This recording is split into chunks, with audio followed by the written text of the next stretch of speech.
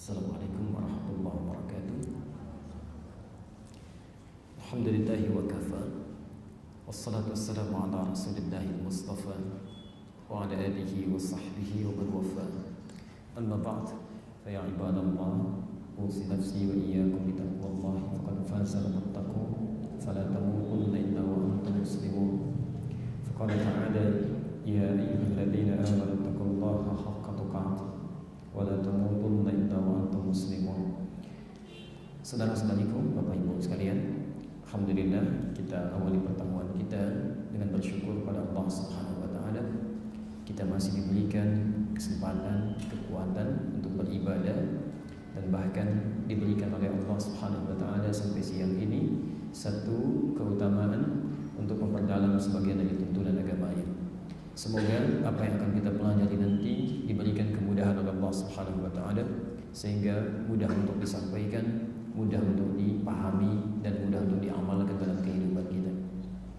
Materi kita insyaallah akan dimulai dengan bahasan tafsir Al-Fatihah dari kajian tafsir Al-Quran yang telah kita sepakati untuk dibahas dalam pertemuan kita pada Rabu ini di pekan kedua dan pekan keempat insyaallah.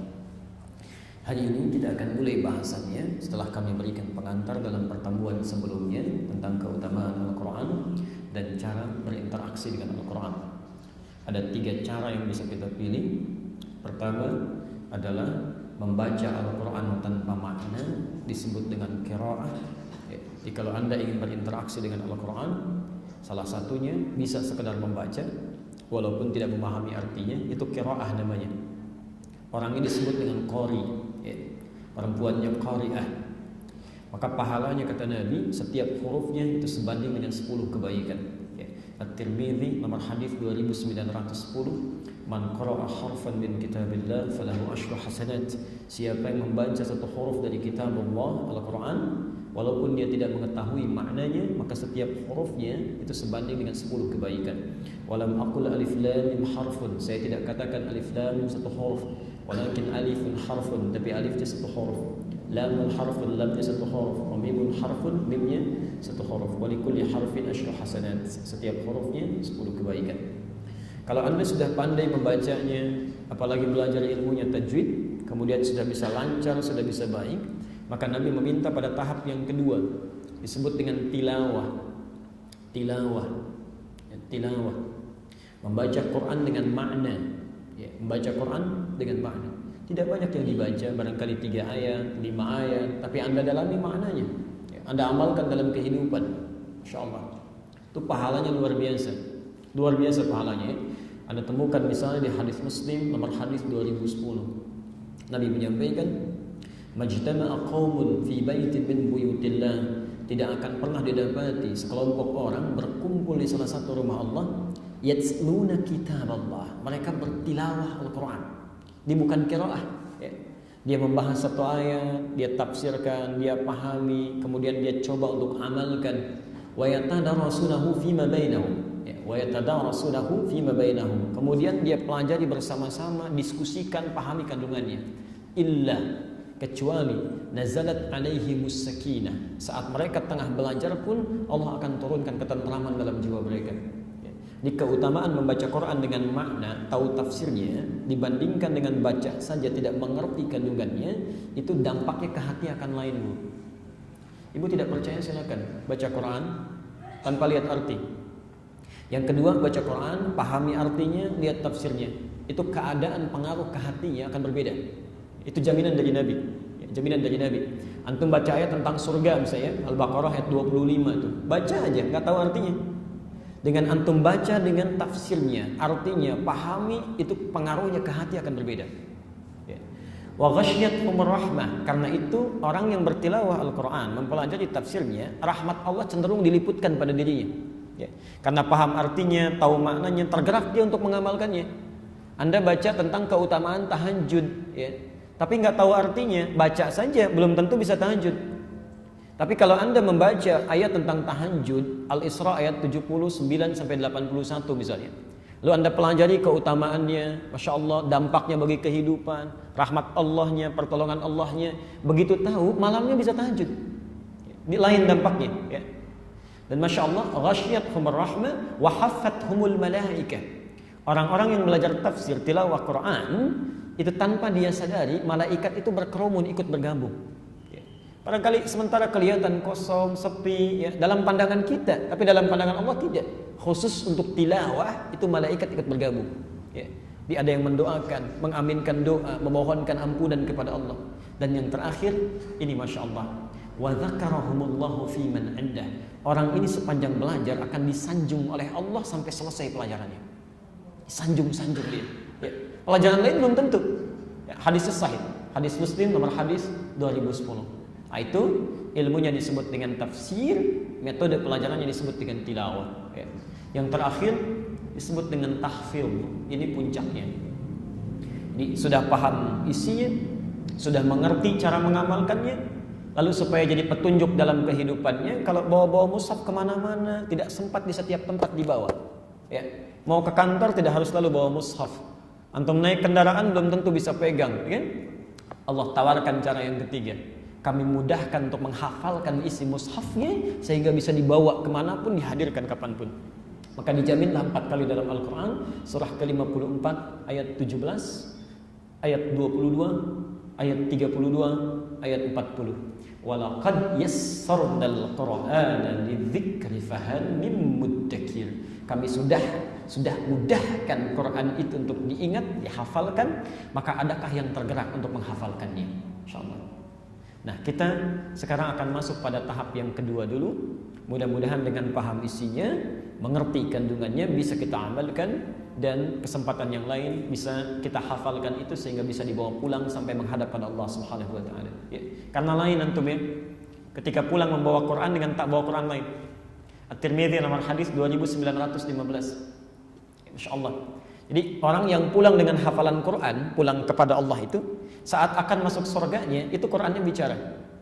Allahumma halli. Ya Allah, mohon hiasi orang ini.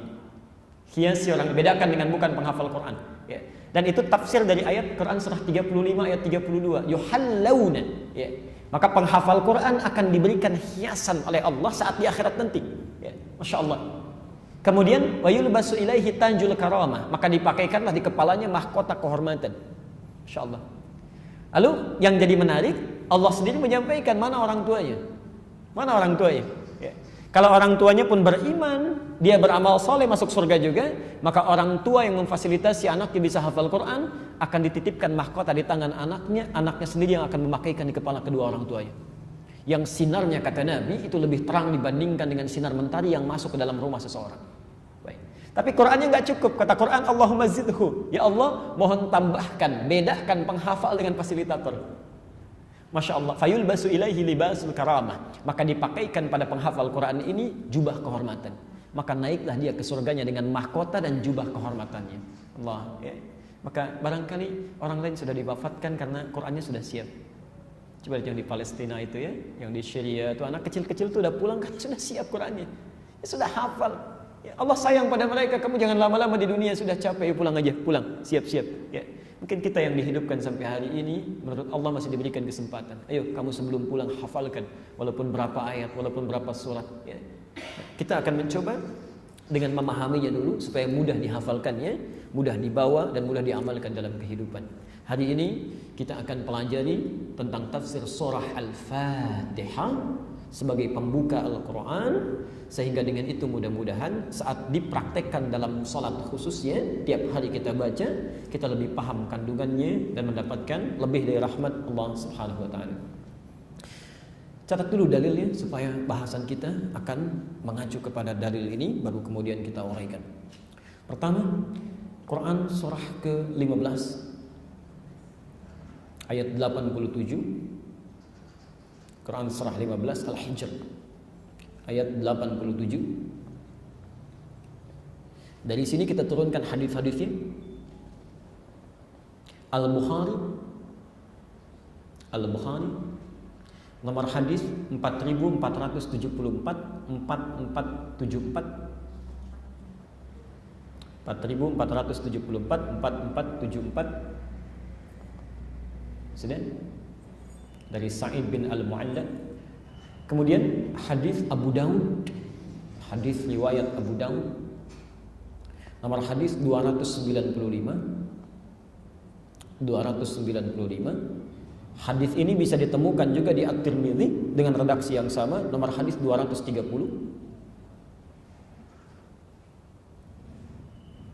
Kemudian hadis Muslim ya, tentang Al-Fatihah yang dibaca dalam salat, hadis Muslim nomor hadis 395. Nomor hadis 395. Dan terakhir tentang kekhususan Al-Fatihah dibandingkan dengan surah-surah lain dalam kitab-kitab yang lain, ditemukan di At-Tirmidzi nomor hadis 2800. At-Tirmidzi nomor hadis 2800.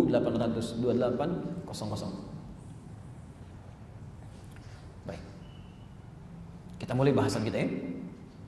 Bismillahirrahmanirrahim. Bapak dan Ibu sekalian, sebelum kita bahas isi kandungan Al-Fatihah, kita akan kenali dulu tentang keutamaan surah ini, kemudian tentang penamaan surah ini, dan bagaimana surah ini diistimewakan oleh Allah Subhanahu wa taala dalam Al-Qur'an, juga dalam lisan Rasulullah sallallahu alaihi wasallam. Surah Al-Fatihah ini disepakati oleh ulama berjumlah 7 ayat dan diturunkan sebelum Nabi hijrah ke Madinah. Jadi ada ayat-ayat atau surah-surah yang diturunkan sebelum Nabi hijrah, ada ayat atau surah-surah yang diturunkan setelah Nabi hijrah. Pelan-pelan ya. Kalau ayat atau surah tersebut diturunkan sebelum Nabi hijrah ke Madinah, maka ayatnya, surahnya disebut dengan Makkiyah. Nah, dengar istilah Makkiyah ya? Ini istilah yang tepat. Makkiyah itu surah-surah atau ayat yang diturunkan sebelum Nabi hijrah, bukan yang turun di Mekah ya.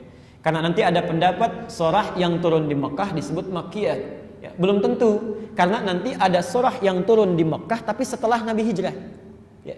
Di Nabi hijrah ke Madinah, kemudian beliau pergi ke Mekah, dalam haji wada'nya turun surah ya, turun ayat, itu tetap disebut Madaniyah bukan Makkiyah ya, karena turun setelah Nabi hijrah. Jelas ya? Adapun surah-surah dan ayat yang turun setelah Nabi sallallahu alaihi wasallam hijrah ke Madinah, walaupun beliau sesekali pergi ke Mekah dan turun saat itu di Mekah, ya, itu disebut dengan Madaniyah. Ya, jelas ya? Ada Makkiyah, yang kedua Madaniyah. Jadi kalau ibu bapak mendengar istilah Makkiyah berarti turun sebelum Nabi hijrah. Kalau mendengar Madaniyah berarti turun setelah Nabi hijrah. Baik. Pelan-pelan. Tidak semua suratnya kadang-kadang ya, tidak seutuhnya surah. Ada yang utuh turun sebelum hijrah ya. Ada yang sebagian turun di Mekah isinya, sebagian turun di Madinah. Ada yang demikian ya. Nanti kita bahas saat masuk pada kandungan surahnya. Taib. Jumlahnya 7 ayat disepakati oleh ulama ya. Dari mana keterangan 7 ayat ini? Ternyata langsung disebutkan dalam Al-Quran, surah ke-15 ayat ke-87. Surah ke-15 Al-Hijr ayat ke-87. Quran surah 15 ayat 87. Di tafsir nanti kita lihat di hadis misalnya Al-Bukhari, hadis riwayat Al-Bukhari nomor hadis 4474 dari Sa'id Al-Mu'alla. Pelan-pelan. Dan ditemukan ayatnya, walaqad atainaka sab'an minal mathani wal qur'anal azim. Masyaallah. Perhatikan bagaimana Allah mengkhususkan surah Al-Fatihah dibandingkan dengan surah-surah yang lainnya. Walaqad atainaka, dan sungguh kami telah berikan untukmu, khusus pada Nabi. Ini pertanda bahwa surah ini, ayat Al-Fatihah ini, kandungannya tidak akan pernah ditemukan pada surah-surah sebelumnya yang diturunkan pada kitab-kitab sebelumnya. Ibu tidak akan dapatkan misal di Injil, bapak tidak akan temukan di Taurat, tidak kita temukan di Zabur, tidak ada yang mirip dengan surah ini. Ini surah hanya dikhususkan melekat pada Rasul yang istimewa, ya, surah yang sangat istimewa, khusus hanya pada Nabi Muhammad SAW saja. Karena itu redaksinya tidak menggunakan Nabi. Ya. Walaqad atainaka, dan sungguh kami hanya berikan hanya untukmu saja. Ya. Sab'an minal mathani, ada 7 ayat yang akan terus diulang-ulang. Insyaallah. Jadi keistimewaan surah ini ada 2. Ya.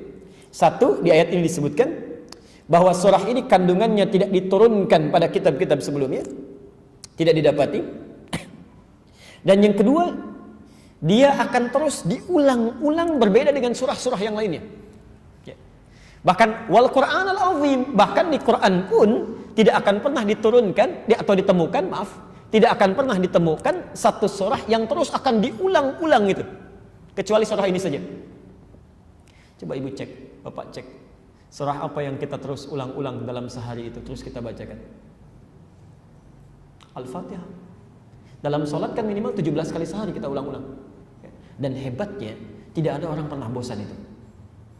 Coba cek deh, gak ada orang bosan. Saya selalu bertanya, wallahu alam sampai hari ini saya belum pernah ada dengar keluhan misalnya, Ustaz saya bosan baca Al-Fatihah itu, boleh nggak sekali nggak baca? Misalnya nggak ada. Coba lihat ya, kalau bukan karena Allah yang menurunkan berfirman tentang Al-Fatihah ini, tidak akan pernah ditemukan satu kitab pun, satu kalimat pun di muka bumi ini yang bisa dibaca berulang-ulang sampai 17 kali dalam sehari. Kecuali pasti bosan itu orangnya. Pasti bosan. Ya, Masya Allah. Jadi itu kemuliaan Al-Fatihah yang pertama. Jadi ayatnya berjumlah 7 ayat. Ya. Kemudian yang kedua, dia memiliki keunggulan tidak ditemukan di kitab sebelumnya. Dan keistimewaannya diulang-ulang oleh pembacanya tanpa punya rasa bosan. Ya. Jelas di sini? Kemudian Al-Bukhari nomor hadis 4474 ini menafsirkan ayat tadi. Jadi kita coba ambil Qur'annya, tafsirkan di hadisnya. Lalu kita dengar bagaimana pendapat para ulama tentang itu. Abu Sa'id Al-Mu'alla ya, satu kali berada di masjid, digenggam tangannya oleh Nabi. Ya. Kata Rasulullah SAW, saya akan ajarkan padamu hari ini satu surah yang sangat istimewa, yang tidak akan pernah ditemukan dalam Injil, dalam Taurat, dalam Zabur. Sangat istimewa. Masya Allah. Lantas ketika akan keluar dari masjid, ya, orang ini berkata, ya Rasulullah, bukankah Anda akan ajarkan pada saya? Kata Nabi, maka diajarkan, dibacakan surah Al-Fatihah itu. Alhamdulillahirabbil alamin, Ar-Rahmanir Rahim, sampai ujung ayatnya. Kata Nabi, inilah dia 7 ayat yang diulang-ulang yang khusus diturunkan kepadaku. 7 ayat yang diulang-ulang yang khusus diturunkan kepadaku. Ya. Jadi kalau di ayat Qur'annya tadi, walaqad atainaka sab'an minal mathani wal Qur'anil azim, kami telah turunkan kepadamu 7 ayat yang diulang-ulang. Ya. Orang masih bertanya, ayat apa itu? Surah apa itu? Ya. Maka ditafsir di Al-Bukhari nomor hadis 4474 dibacakan oleh Nabi, itulah Al-Fatihah. Ya. Jelas di sini? Baik. Kemuliaan yang pertama. Satu. Yang kedua, kita lihat beberapa kemuliaannya lagi.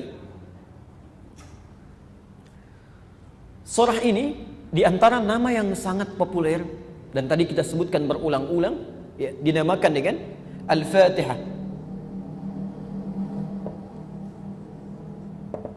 Al-Fatihah.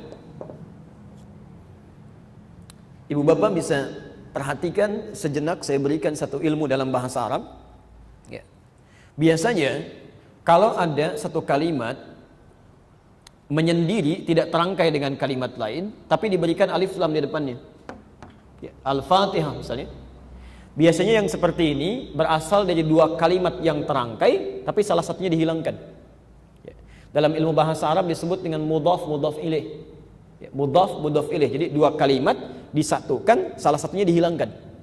Misal, kita ingin tulis Masjidil Haram misalnya, Masjidil Haram.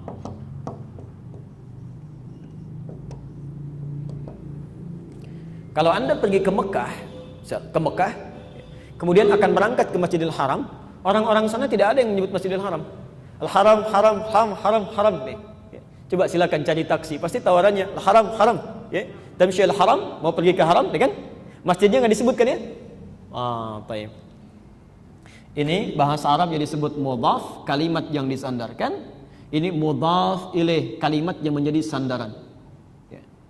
Kalau dihapuskan kalimat yang tidak menggunakan alif lamnya, Ini berarti berita yang ingin disampaikan ingin menekankan pada kalimat yang diberikan alif lam ini. Intinya ada di sini gitu, yang dimaksudkan ini. Ya.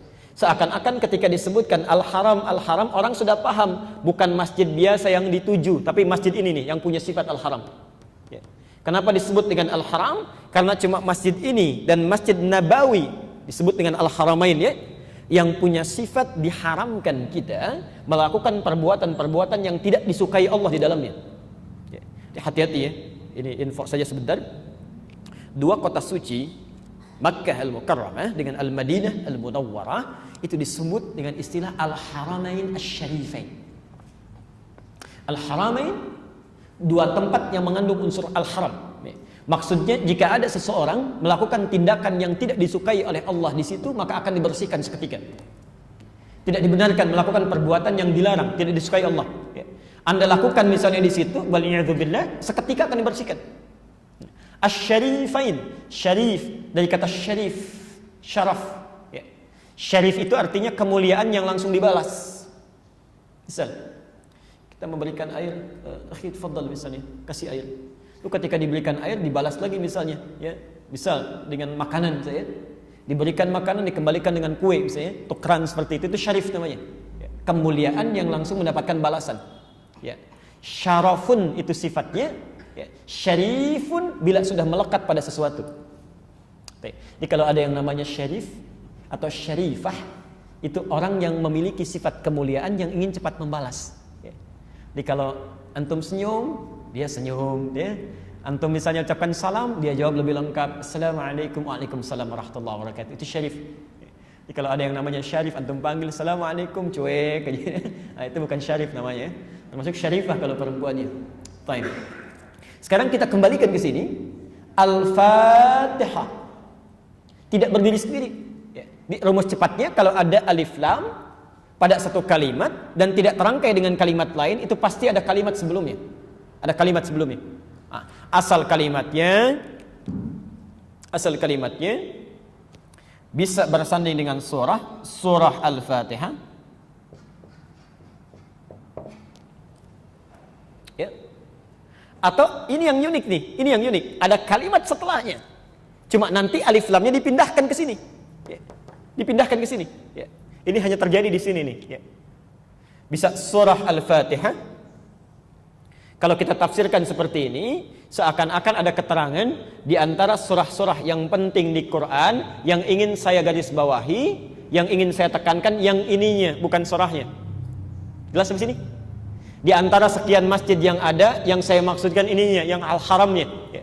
Jadi kalau ibu menemukan kalimat menggunakan alif lam, itu tandanya kalimat itu yang diinginkan untuk kita kaji. Ya. Kalimat itu yang diinginkan untuk kita fokus membahasnya. Surah Al-Fatihah, surahnya dibuang, ya. Dipertahankan Al-Fatihahnya. Seakan-akan ada pesan di sini, yang penting dalam kajian ini, dalam bahasan ini, bukan surahnya tapi kandungan Al-Fatihahnya. Yang menarik, bisa juga kalimatnya berfungsi begini asalnya. Fatihatus shalah.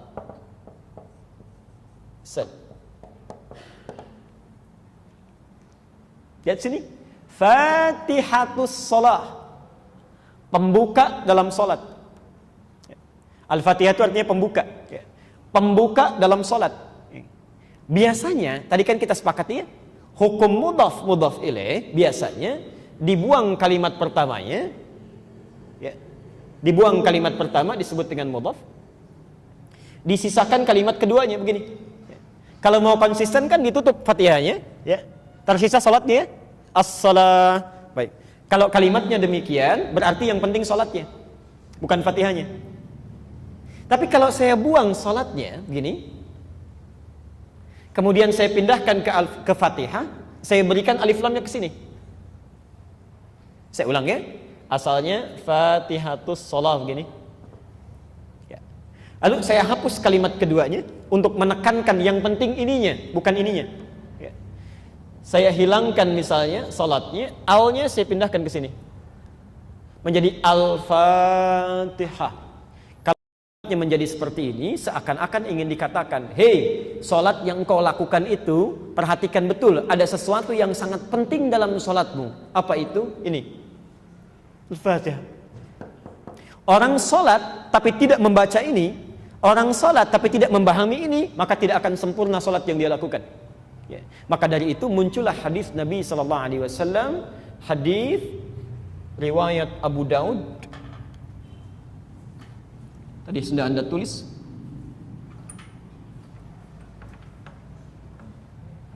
Dan hadis riwayat At-Tirmidzi, dua-duanya punya redaksi yang sama, ya.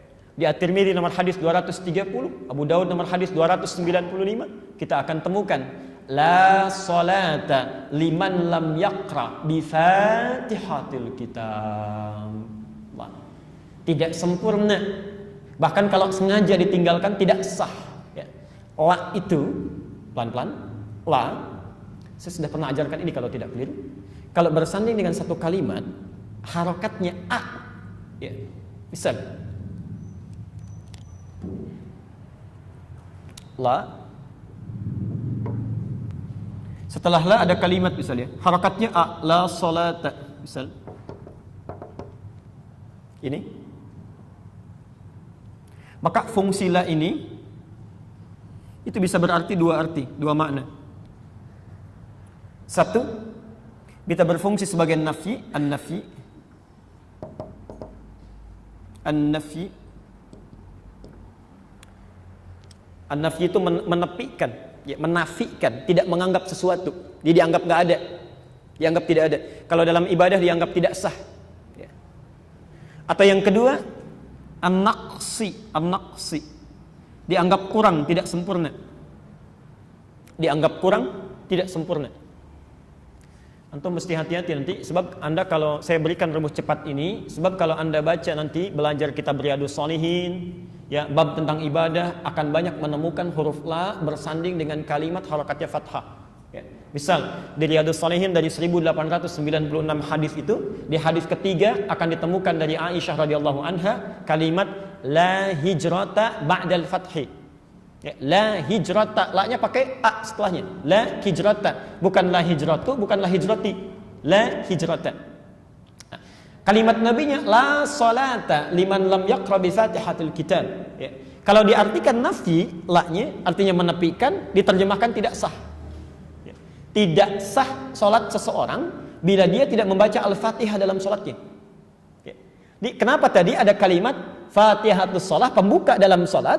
Karena yang ingin digarisbawahi bukan salatnya. Kalau salat jadi standar bagi orang tahu, ya. Orang paham semuanya salat, ya. Dia bisa takbir setiap muslim sampai dengan salamnya. Tapi kadang-kadang, mohon maaf, saking cepatnya, saking hafalnya bacaan salat, saking hafalnya gerakan salat, ya, tidak membuat dia khusyuk dalam bacaannya. Kadang ada yang terlewat, tidak sempurna membacanya. Ya. Pernah tidak mendengar satu berita? Bapak Ibu bisa bayangkan nggak? Maaf ya. Ada orang sholat tarawih 11 rakaat hampir 1 jam. Ini ada 23 rakaat cuma 15 menit. Allahu Akbar, Allahu Akbar, Allahu Akbar, Allahu Akbar, Allahu Akbar. Ada banyak 15 menit 23 rakaat. Ya. Zaman Nabi saja yang kelihatan bagus sholatnya, kata Nabi, Anda belum sholat. Ya. Al-Bukhari nomor hadis 757. Ya. Hadis Muslim nomor hadis 397. Seorang sholat di samping Nabi, setelah selesai sholat kata Nabi, "Shalli fa innaka lam tusalli." Anda sholat lagi karena Anda belum sholat. Sampai 3 kali itu. Ya. Bahkan Al-Bukhari menyebut kitabnya, memberikan bab di situ, babul musifis shalah, bab yang orang yang buruk sholatnya, yang tidak bagus sholatnya. Maka dibuatlah kemudian satu kalimat Al-Fatihah, memberikan kesan dalam riwayat hadis ini, di antara yang penting dalam sholat itu menjadi pembuka adalah bacaan Al-Fatihah. Anda sengaja meninggalkannya, tidak sah salatnya. Anda tidak sempurna membacanya, tidak sempurna pahala salatnya. Jelas ya? Baik. Jadi kita kembalikan dulu, kenapa surah ini diberi nama dengan Al-Fatihah? Salah satunya dia menjadi pembuka, ya. Bacaan pembuka yang dibacakan dalam salat sekaligus menjadi pembuka atau surah bacaan pembuka yang dibacakan dalam susunan mushaf Al-Quran.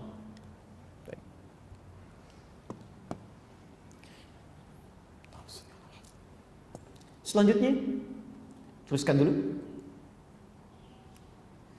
Dari mana tahu ya Ustaz? Kalau kita keliru baca Al-Fatihah, misal bacanya tidak sempurna, tidak sembarangan, berpengaruh misalnya pada kualitas salat kita, tidak sempurna pahala salat, ya. Kita bisa temukan di hadis riwayat Muslim, nomor hadis 395. Ya. Perhatikan kalimatnya. Kata Nabi, siapa yang menunaikan salat tidak membaca surah Al-Fatihah atau tidak sempurna bacaannya, fahiya khidajun. Khidaj 3 kali diulang oleh Nabi. Fahiya khidajun. Maka tidak sempurna salatnya, tidak sempurna salatnya, tidak sempurna salatnya. Ya. Ibu bisa bayangkan, baca keliru saja, tidak tepat bacaannya, itu disebut tidak sempurna salatnya. Maka bagaimana dengan yang sengaja meninggalkannya saat mampu dia membacakannya? Jelas ya? Baik. Nah, setelah kita mengerti tentang ini, kita bahas bagian terakhirnya. Lalu kita kaji keutamaan atau tafsir dari surah Al-Fatihahnya. Biasanya seseorang yang membaca Al-Fatihah atau surah-surah lainnya di Quran, baik dalam salat atau di luar salat, itu terbagi pada 2 bagian. Saya ulang, umumnya manusia, umat Islam yang membaca Al-Quran baik dalam salat atau di luar salat, umumnya terbagi pada 2 bagian. Satu, yang membaca tanpa paham maknanya.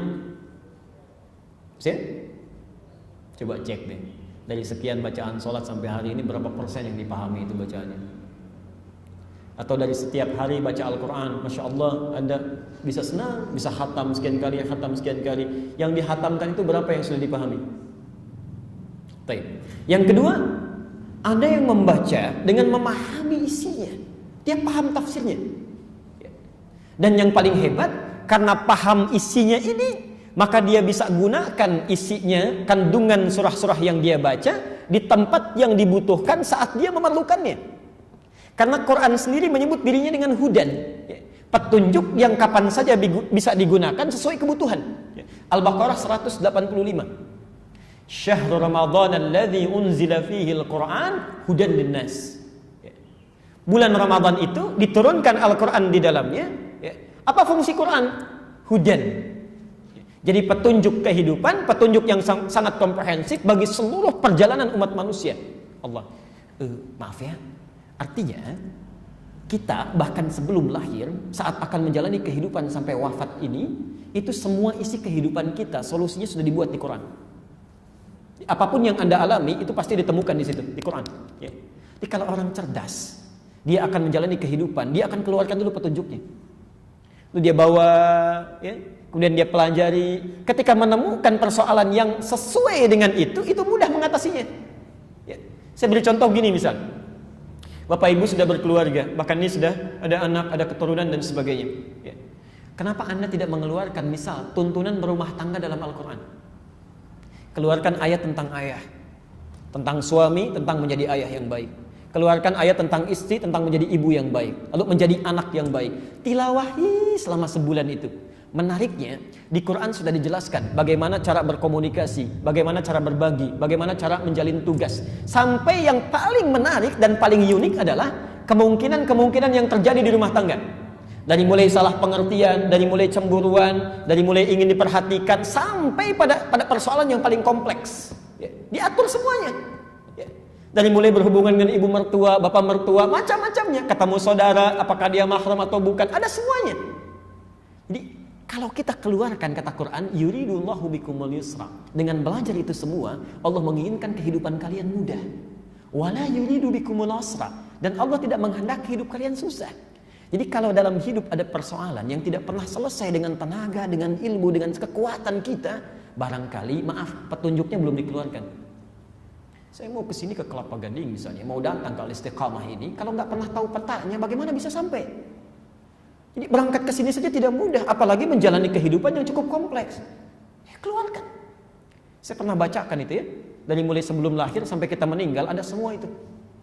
Ya, ibu mendambakan anak yang saleh belum lahir, ya salihah misalnya, Anda bisa temukan di Al-A'raf ayat 189. Begitu lahir usia 0 sampai 2 tahun supaya sehat, kemudian mentalnya kuat, kemudian imunnya juga bagus. Quran surah kedua Al-Baqarah ayat 233. Mulai tumbuh dia mau belajar pelan-pelan itu kan, supaya pertumbuhannya bagus, masa pertumbuhannya sampai dengan balighnya. Quran surah 31 ayat 13 sampai 19. Mulai dia sekolah bagaimana supaya cepat menangkap pelajaran tuh. Kadang-kadang orang belajar 3 kali 4 kali nggak paham-paham. Ini belum disebutkan sudah paham, ini kesini maksudnya. At-Taubah 122. Kalau ingin prestasinya meningkat, Al-Mujadalah ayat yang ke-11. Di sekolah semakin tinggi, kenal dengan kawannya, mulai ada rasa suka, supaya tidak terjebak dalam pergaulan bebas yang tidak terkendali. Quran surah 49 ayat ke-13-nya. Semakin serius ingin melamar, Quran surah 4 ayat ke-4-nya. Mau menikah, Quran surah 30 ayat 21-nya.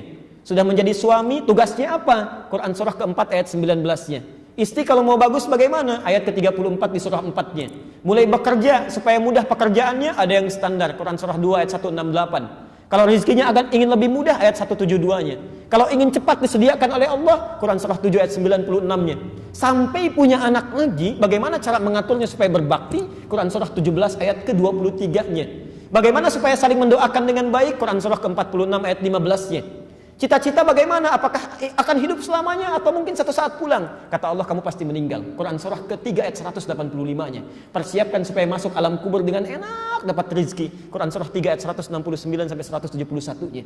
Surganya di mana? Pilih. Kalau ingin bersama Nabi, Quran surah 3 ayat 31. Kalau di taman surga, Quran surah 51 ayat 15 sampai 23. Kalau ingin seluas langit dan bumi, Quran surah 3 ayat 133 sampai 134. Kalau ingin surga biasa, Quran surah 2 ayat ke-25. Semuanya ada. Ya Allah, nanti saya meninggalnya bagaimana ya? Kamu muslim, pulangnya harus tenang, panggilannya tenang. Quran surah Al-Fajr ayat 27 sampai 30 itu semuanya ada. Ya Allah, saya sakit, semua sudah NHAP, dokter nggak bisa nyembuhkan. Ada nggak ayatnya? Ada. Quran surah 21 ayat 83 sampai 84. Bahkan sakit biasa pun diturunkan ayatnya sebelum meminta pada yang lain. Quran surah 26 ayat ke-80. Yang jadi masalah, kita tidak pernah tilawahi itu. Coba keluarkan. Anda menjadi ayah, sudahkah menjadi ayah Qurani yang baik? Jangan-jangan merasa jadi ayah yang baik, tapi menurut Quran belum. Keluarkan. Tidak ada salahnya sebulan kita berikan temanya misalnya ya. Bulan ini tentang rumah tangga, bulan besok tentang pekerjaan, bulan besoknya lagi tentang merawat anak, tentang belajar. Enak hidupnya.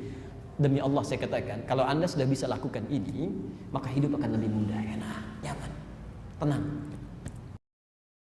Nah, tipikal yang kedua inilah yang disebutkan dalam riwayat. Ada orang yang membaca Al-Fatihah, tahu dengan maknanya, dia praktekkan dalam kehidupannya. Maka lihatlah kisahnya. Pasti pernah dengar kisah ini ya, karena dalam setiap tafsir Al-Fatihah sering disampaikan. Ada kepala suku tersengat kalajengking Arab. Ya, Masya Allah, luar biasa. Sudah terkena, pergi ke tabib sana sini, tidak ada yang mampu menyembuhkan. Tidak ada yang bisa.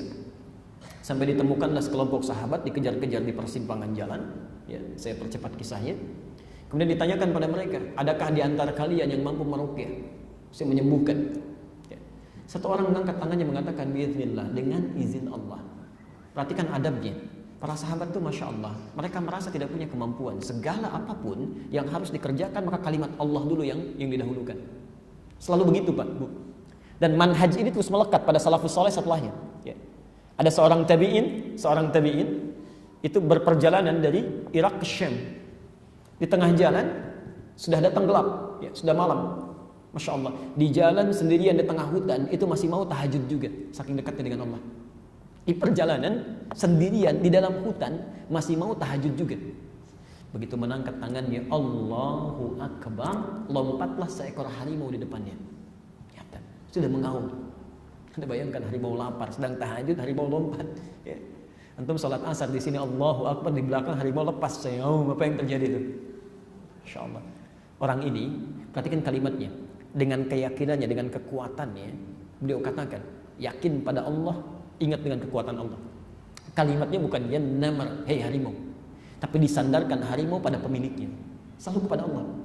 Ya khalqallahi, hei makhluk Allah, hei makhluk Allah.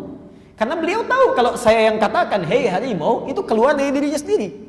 Tapi kalau disandarkan pada penciptanya, maka bagaimana Allah saja yang memutuskan tentang nasib harimau ini.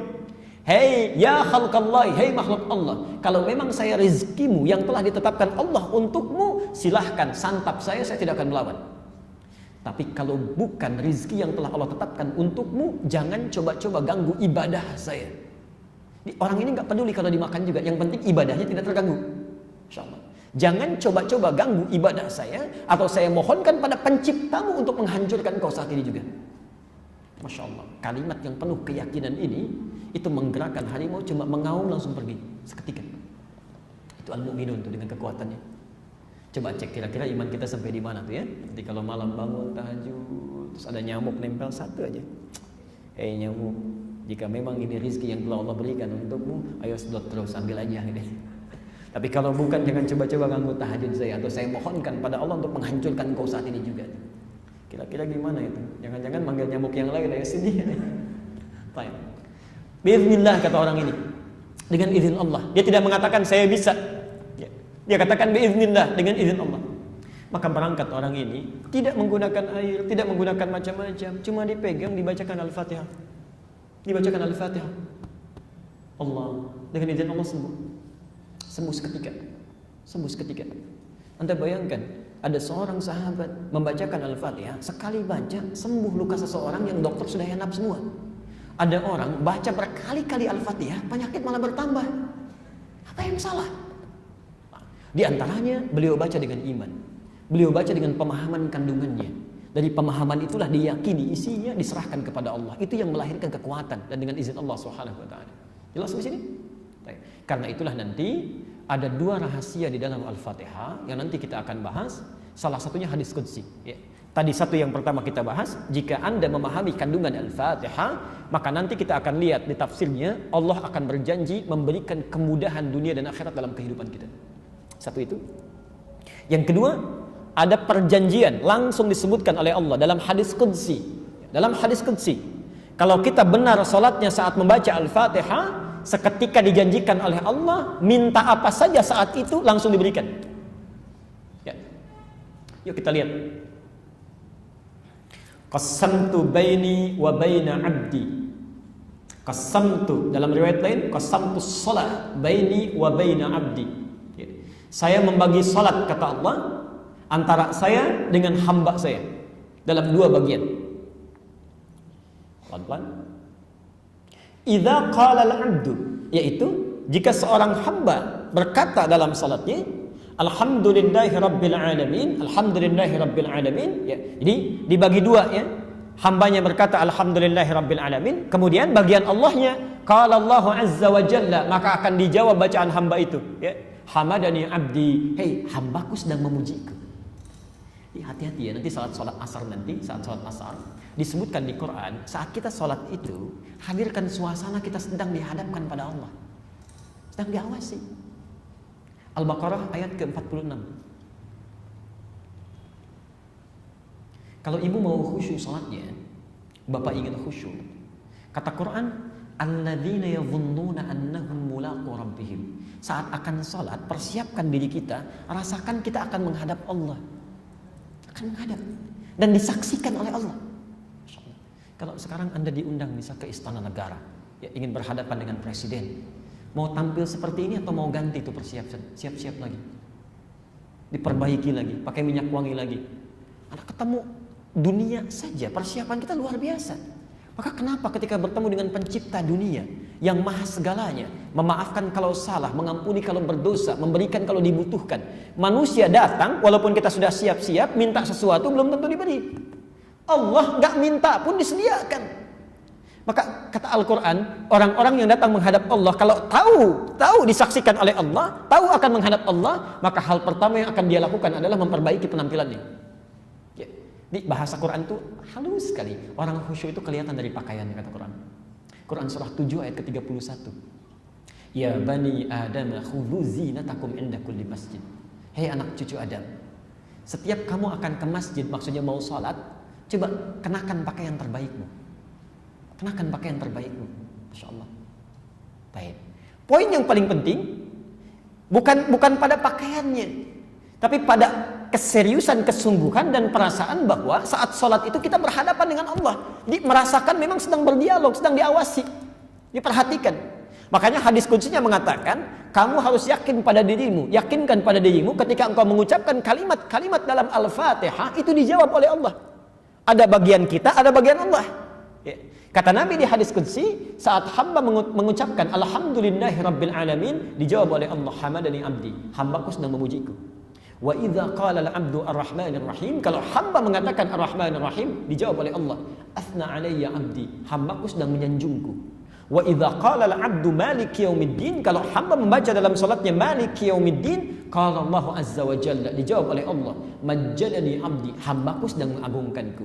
Sekarang perhatikan rahasianya. Ini rahasia hanya dalam salat saja.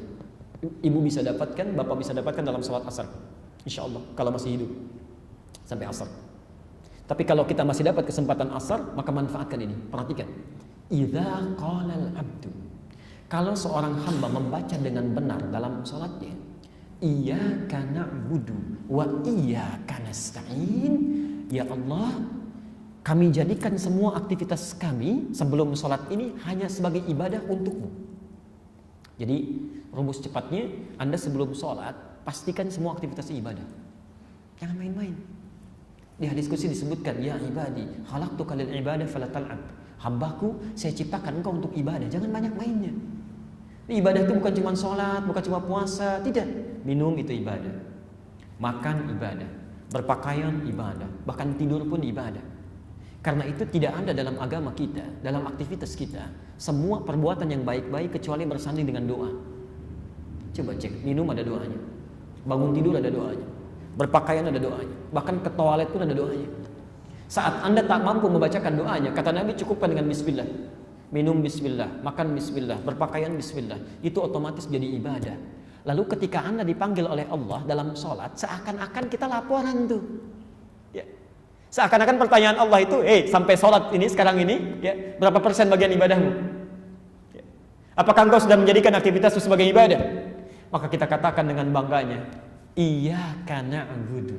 Ya Allah, kami sudah siapkan semua aktivitas itu sebagai ibadah hanya untuk-Mu, bukan pada yang lain.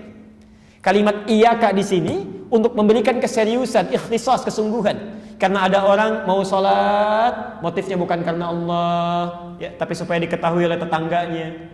Ria kelihatan oleh temannya. Ada isyaratnya di Quran. Ya, Quran surah 4 ayat 142 itu. Yura'unan nasa. Ada orang-orang yang sholatnya karena ria, pengen dilihat oleh manusia. Wala yadhkurunallaha illa qalila. Dan kalaupun berzikir pada Allah enggak banyak, sedikit. Orangnya sudah enggak ada, pergi, ya. Astagfirullah, astagfirullah, astagfirullah. Ada orang di sampingnya, begitu sudah enggak ada, astagfirullah, dah pulang. Selesai. Ada yang begitu kata Quran. Ya. Salatnya sedikit, ya. Orang kejar dengan sunnahnya, ini salat subuh pun setengah rakaat khusyuknya, selebihnya tidak. Ya. Allah. Yuk kita kembalikan dulu. Ketika Anda mengucapkan iyyaka na'budu, lalu setelah itu wa iyyaka nasta'in, dan sekarang ya Allah, kami punya persoalan. Kami hanya mohonkan kepadamu. Ya. Makanya rumusnya, coba catat ini ya dengan baik, nanti praktekkan saat salat asar. Kata Al-Quran, sebetulnya saya mau bahas ini ketika membahas nanti iyyaka na'budu wa iyyaka nasta'in, tapi kita dahulukan dulu. Kata Al-Quran, setiap Anda mau salat, coba cek, inventarisir persoalan apa yang dimiliki sebelum salat. Dalilnya Al-Baqarah 45. Wasta'inu bis-sabri was-salah. Ya. Dan minta tolonglah kepada Allah.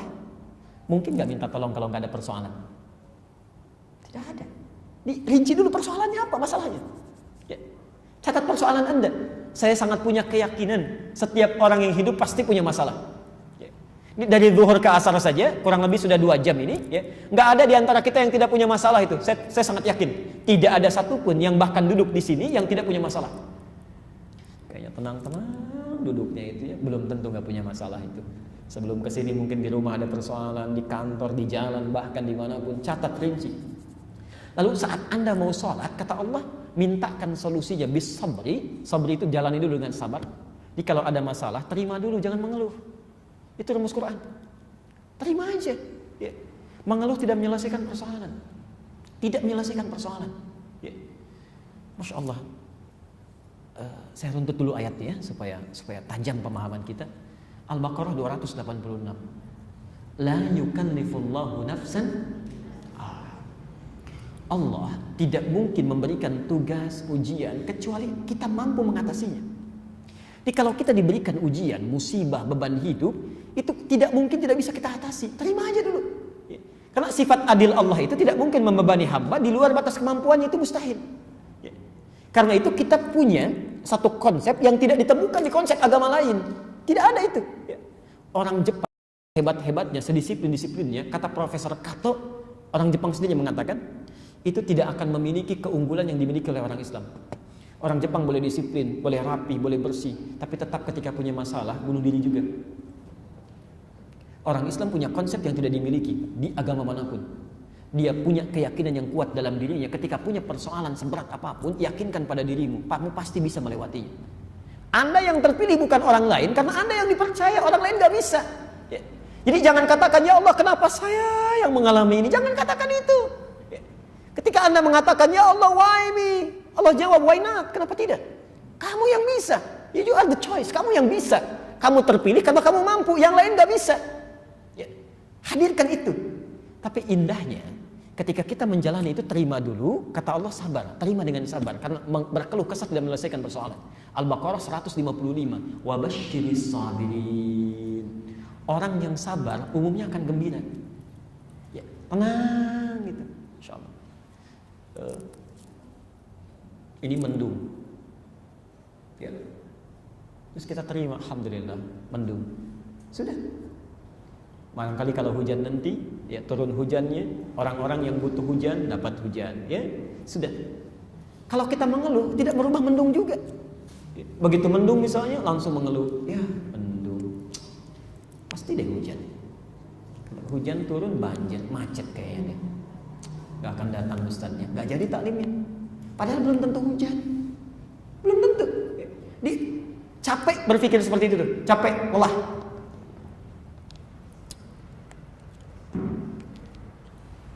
Ini ada wajan, di bawahnya saya panaskan dengan api. Maaf ya.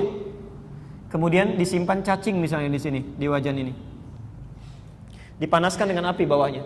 Cacingnya kemana? Ya, kalau kita simpan cacing misal di atas wajan, maaf. Kemudian wajannya dipanaskan tuh. Ya. Cacingnya bergerak kemana? Bergerak ya. Dia bergerak kadang ke samping, ke sini ya, dan sebagainya. Kenapa? Tuh, sudah keliru. Bukan panas, bukan. Karena cacing tidak bisa mengeluh. Dia gak berkata, aduh panas, aduh sakit, aduh panas, aduh sakit. Kalau semua banyak aduhnya, kapan bergeraknya? Sifat manusia itu, kata Quran, itu pandai mengaduh. Ini belum apa-apa sudah, ya Allah, sudah aduh, ya Allah, coba dulu, sabar dulu, selesaikan. Selesaikan. Ya. Kalau sudah seperti itu, nanti Allah tunggu, kan ada waktunya menghadap Allah. Ya. Diberikan ujian jam 1, ya, selesaikan dulu dengan ikhtiar. Bukankah Allah berikan ilmu, berikan tenaga, berikan kekuatan. Nanti kalau persoalan itu belum tuntas menghadap sampai ke asar, bawa, sampaikan pada Allah. Wassalah, dalam salat kita mintakan solusinya. Cara meminta kita disebut dengan nasta'in. Perintahnya wasta'inu, ya, permohonannya iyyaka na'budu wa iyyaka nasta'in. Perhatikan jawaban Allah. Hadza baini wa baina abdi. Ini rahasianya. Inilah perjanjian, komitmen antara aku dengan hambaku. Wali abdi, kalau hambaku benar ibadahnya, menjadikan semua aktivitas sebelum sholat sebagai ibadah, masalah apapun yang kamu minta sekarang, aku akan kabulkan. Apapun yang diminta sekarang, aku akan kabulkan. Jadi setiap sholat, kalau Anda benar bacaan Al-Fatihahnya, paham isinya, dan menjadikan semua aktivitas syaratnya sebelum sholat sebagai ibadah, Anda jaga ibadahnya tuh. Jauhi maksiat, tingkatkan ibadah, tingkatkan ketaatan. Itu ditunggu oleh Allah. Hambaku punya masalah apa? Saya mau selesaikan. Nanti setelah membahas lebih dalam, kita akan bahas. Ternyata Allah mengajarkan satu kalimat nanti yang kalau kita baca akan diberikan semua yang kita butuhkan itu. Ya. Sebab manusia itu kalau minta satu nggak akan selesai itu. Coba kalau ditawarkan minta apa saja dikasih, mau minta apa? Tuh, saking banyaknya nggak bisa jawab kan? Pengen ini, pengen itu, pengen ini, pengen itu ya. Nanti kita akan pelajari satu kalimat yang kalau dibacakan semua diberikan. Nah, tapi sayangnya kenapa ada orang sholat tiap hari dilakukan, tapi masalah tetap terlalu terjadi, tidak pernah tuntas. Ya. Padahal Allah sudah berikan kesempatan dalam rukuknya, dalam sujudnya, dalam duduk di antara dua sujudnya, tapi nggak pernah selesai masalah. Kenapa?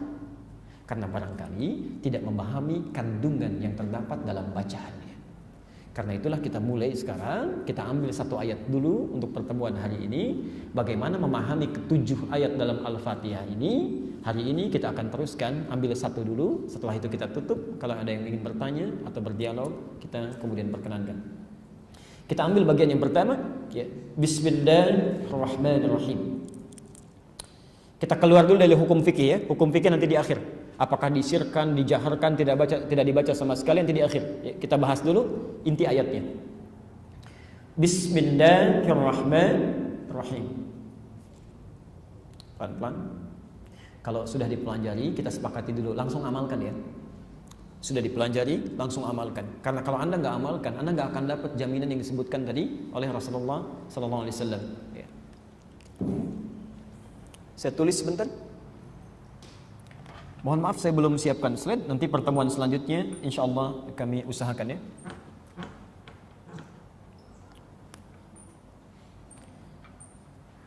Mohon sabar karena saya akan bahas setiap huruf-hurufnya, kalimat-kalimatnya ya. Jadi kita nggak akan bahas makna umum misalnya.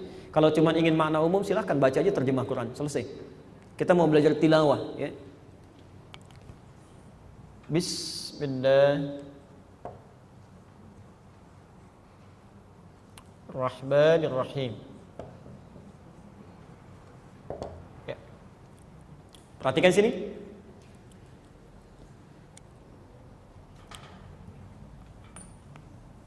Saya bermohon pada Allah, mudah-mudahan Bapak Ibu masih ingat kenapa Bismillah dalam kalimat ini itu tidak ada alifnya pada baknya ya. Dilangsung Bismillah ya.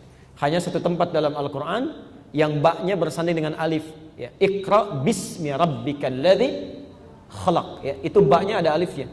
Bismi rabbik. Begini. Bismi rabbik. Ya. Di surah Al-Alaq itu ya, di surah Al-Alaq itu baknya ada alifnya. Iqra bismi rabbik, harus begini. Ya. Kalau di mushafnya tidak ada alifnya, berarti mushafnya keliru. Keliru mushafnya. Harus begini. Sedangkan Bismillahirrahmanirrahim itu tidak ada alifnya, langsung nyambung. Ya. Saya sudah pernah terangkan ini belum? Perbedaan ini? Belum? Oh, berarti bukan di sini ya. Yuk lihat sini dulu. Saya akan terangkan dulu kenapa baknya nyambung dengan sin, sedangkan di sini ada alifnya. Lalu kita bahas apa artinya bak di sini. Kemudian apa hubungannya dengan ismun dengan Allah? Kenapa menggunakan kata Allah? Dan terakhir, kenapa menggunakan kata Rahman dan Rahim? Mudah-mudahan waktunya cukup. Bapak Ibu sekalian, saya mau kisahkan sebentar. Satu kali Rasulullah SAW ketika sedang bertahannuts di Gua Hira, ya, kemudian tibalah masa pengangkatan itu. Ya, ketika diangkat menjadi Rasul, ditandai dengan turunnya wahyu, tiba-tiba datang seorang malaikat menyamar, mengatakan kepada beliau, Iqra. Bacalah. Nabi menjawab, mana biqari, saya nggak bisa baca. Dan kalimatnya menggunakan ba, biqari. Kalau ada kalimat ditambah dengan ba melekat di situ, itu artinya huruf berfungsi menguatkan. Salah satu maknanya. Ya, ada 14 makna ba nanti. Ada 14. Salah satunya litakid, untuk menguatkan. Bisa Nabi mengatakan ma qara'tu, saya nggak bisa baca. Tapi Nabi memilih menggunakan uslub, metode menggunakan ba, ma ana biqari. Saya betul-betul nggak bisa baca. Ya. Kalau saya ajarkan rumus, itu insya Allah akan ditemukan di Quran, di hadis. Misal di surah At-Tin, alaihissallahu bi ahkamil hakimin. Bisa Allah menyampaikan begini, alaihissallahu ahkamal hakimin, bisa. Tapi kenapa menggunakan ba bi ahkamil hakimin? Untuk menegaskan kalian jangan pernah ragu kalau saya sudah tetapkan sesuatu, karena saya ini sangat adil. Yakinkan pada dirimu, saya ini adil, sungguh ya. Nah, ini Allah ingin menguatkan makna itu. Baik. Sampai 3 kali. Ketika sudah bagian yang ketiga dipeluk oleh Jibril. Perhatikan, ketika dibacakan Iqra, Nabi bilang gak bisa baca. Tapi ketika disempurnakan kalimatnya, Iqra bismi rabbikal ladzi khalaq. Muhammad baca. Jangan karena kamu tidak pernah ada guru yang mengajarkanmu. Jangan karena kamu tidak pernah bisa belajar. Jangan karena kamu tidak mampu baca. Lakukan semua itu karena Allah.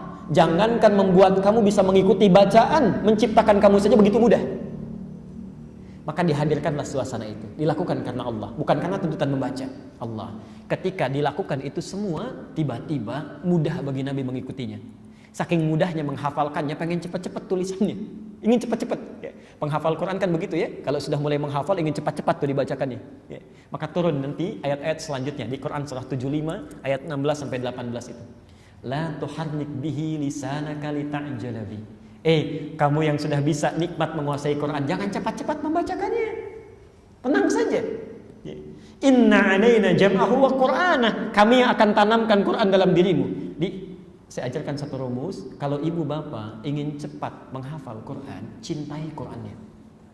Lakukan karena Allah. Ya. Jadi orang yang melakukan karena Allah, bahkan dia tidak bercita-cita untuk jadi hafid. Ya. Saat seseorang menghafal Quran untuk hafal, itu mengurangi nilainya dalam pandangan Allah Subhanahu wa taala. Ya. Jadi bahkan untuk jadi seorang hafid pun hilangkan itu, karena Allah saja. Ya. Mau hafid mau tidak, ya. Mau banyak yang dihafal, mau sedikit, saya terserah Allah saja. Seridhanya Allah. Kalau sudah seperti itu Qur'annya yang datang, ditanamkan oleh Allah, bukan kita yang capek menghafal. Ya. Poinnya, ketika sudah nikmat bacaannya, Iqra bismi rabbikal ladzi khalaq, kesananya mudah dilakukan, maka untuk mengenang peristiwa itu, kalimat bisminya ditambah dengan alif. Alif itu dalam bahasa Arab, huruf yang berfungsi menunjukkan sesuatu yang panjang, berproses. Proses. Ya. Kalau dalam bacaan disebut memanjangkan bacaan. Jadi kalau ada huruf alif dalam satu kalimat, itu kalimat sebelumnya pasti dibaca a panjang. Fa tambah alif, baca fa panjang. Ta tambah alif, baca ta panjang. Selalu begitu. Tapi yang paling aneh, ada huruf ba ditambah alif, kok dibacanya bi? Oke? Kan dulu Quran nggak ada harakatnya. Ya. Di harakat itu pada masa Abul Aswad Ad-Du'ali. Ya. Masya Allah. Dulu nggak ada harakatnya. Seharusnya rumus cepatnya kalaupun tanpa harakat, ada huruf, ada alif, pasti dibacanya panjang. Ini tidak. Malah dibaca bi. Yang unik, yang ini pun dibaca bi, tapi nggak ada alifnya. Ya. Kenapa huruf ba dalam kalimat Iqra bismi rabbik menggunakan alif, padahal bisa saja langsung dirangkai untuk memberikan kesan kepada kita kisah yang dulu pernah terjadi.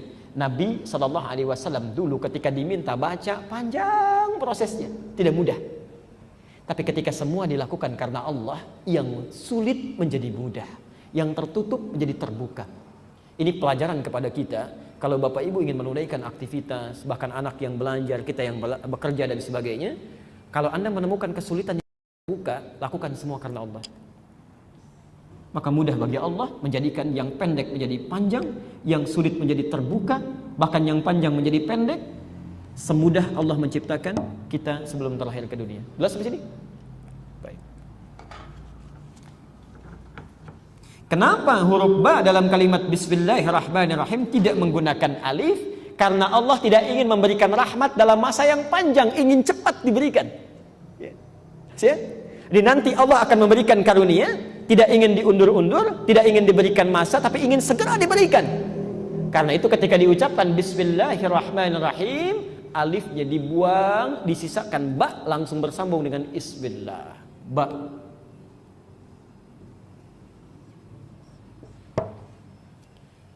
Kita sampai jam berapa? 2:30? Enggak, saya hanya mengukur. Ba itu fungsinya ada 14. Jadi kalau saya bahas ke 14-14-nya, bisa sampai besok kajian kita ya. Kita ambil 2 saja dulu ya. Kita ambil 2 saja. Mughnil Labib an Kutubil A'arib, karya Ibnu Hisham Al-Ansari. Jilid pertama, halaman 19 sampai dengan halaman 59. Itu fungsi huruf ba dalam bahasa Arab. Ada 14 fungsi. Jadi kalau di rumah cari kitabnya namanya Mughnil Labib. Mughnil Labib an Kutubil A'arib. Ya. Boleh di-download gratis nanti di internet ya. Mughnil Labib, tulis judulnya Mughnil Labib karya Ibnu Hisham Al-Ansari Al-Misri. Karena beliau itu orang Mesir, bukan orang Indonesia ya. Orang Mesir bahasanya bahasa Arab, jadi isinya pakai bahasa Arab ya. Belum pakai bahasa Indonesia. Di antara fungsi ba yang 14 itu, satu, al-musahabah.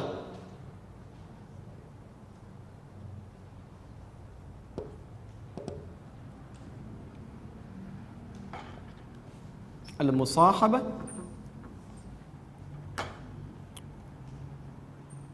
Sudah? Yang kedua, al-ilsaq. Ini yang lebih dalam. Ilsaq.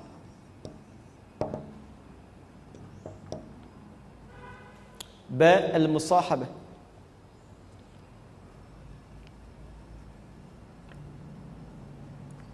Sudah? Bimakna ma'. Contoh, al-musahabah itu maksudnya sesuatu yang berdampingan. Ya. Memang tidak langsung rekat, tidak, ya, tapi berdampingan. Misal,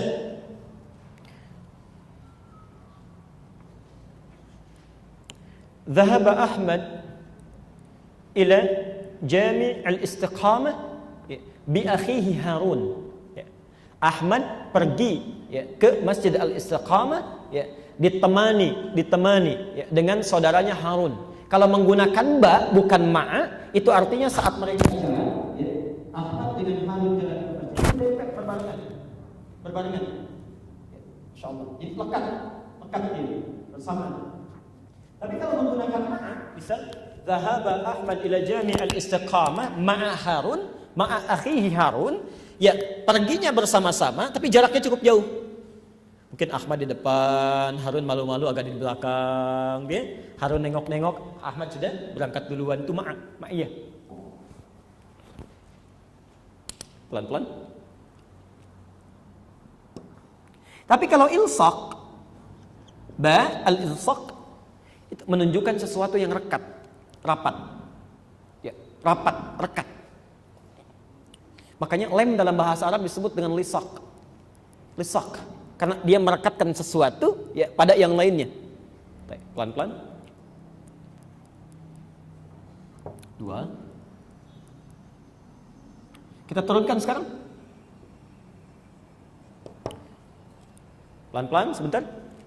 Ketika huruf ba ini umumnya dengan 2 makna ini dilekatkan dengan kalimat ismullah, nama Allah, seakan-akan ada isyarat kepada kita saat Anda melakukan perbuatan apapun, mengerjakan apapun dalam hidup, maka lekatkanlah.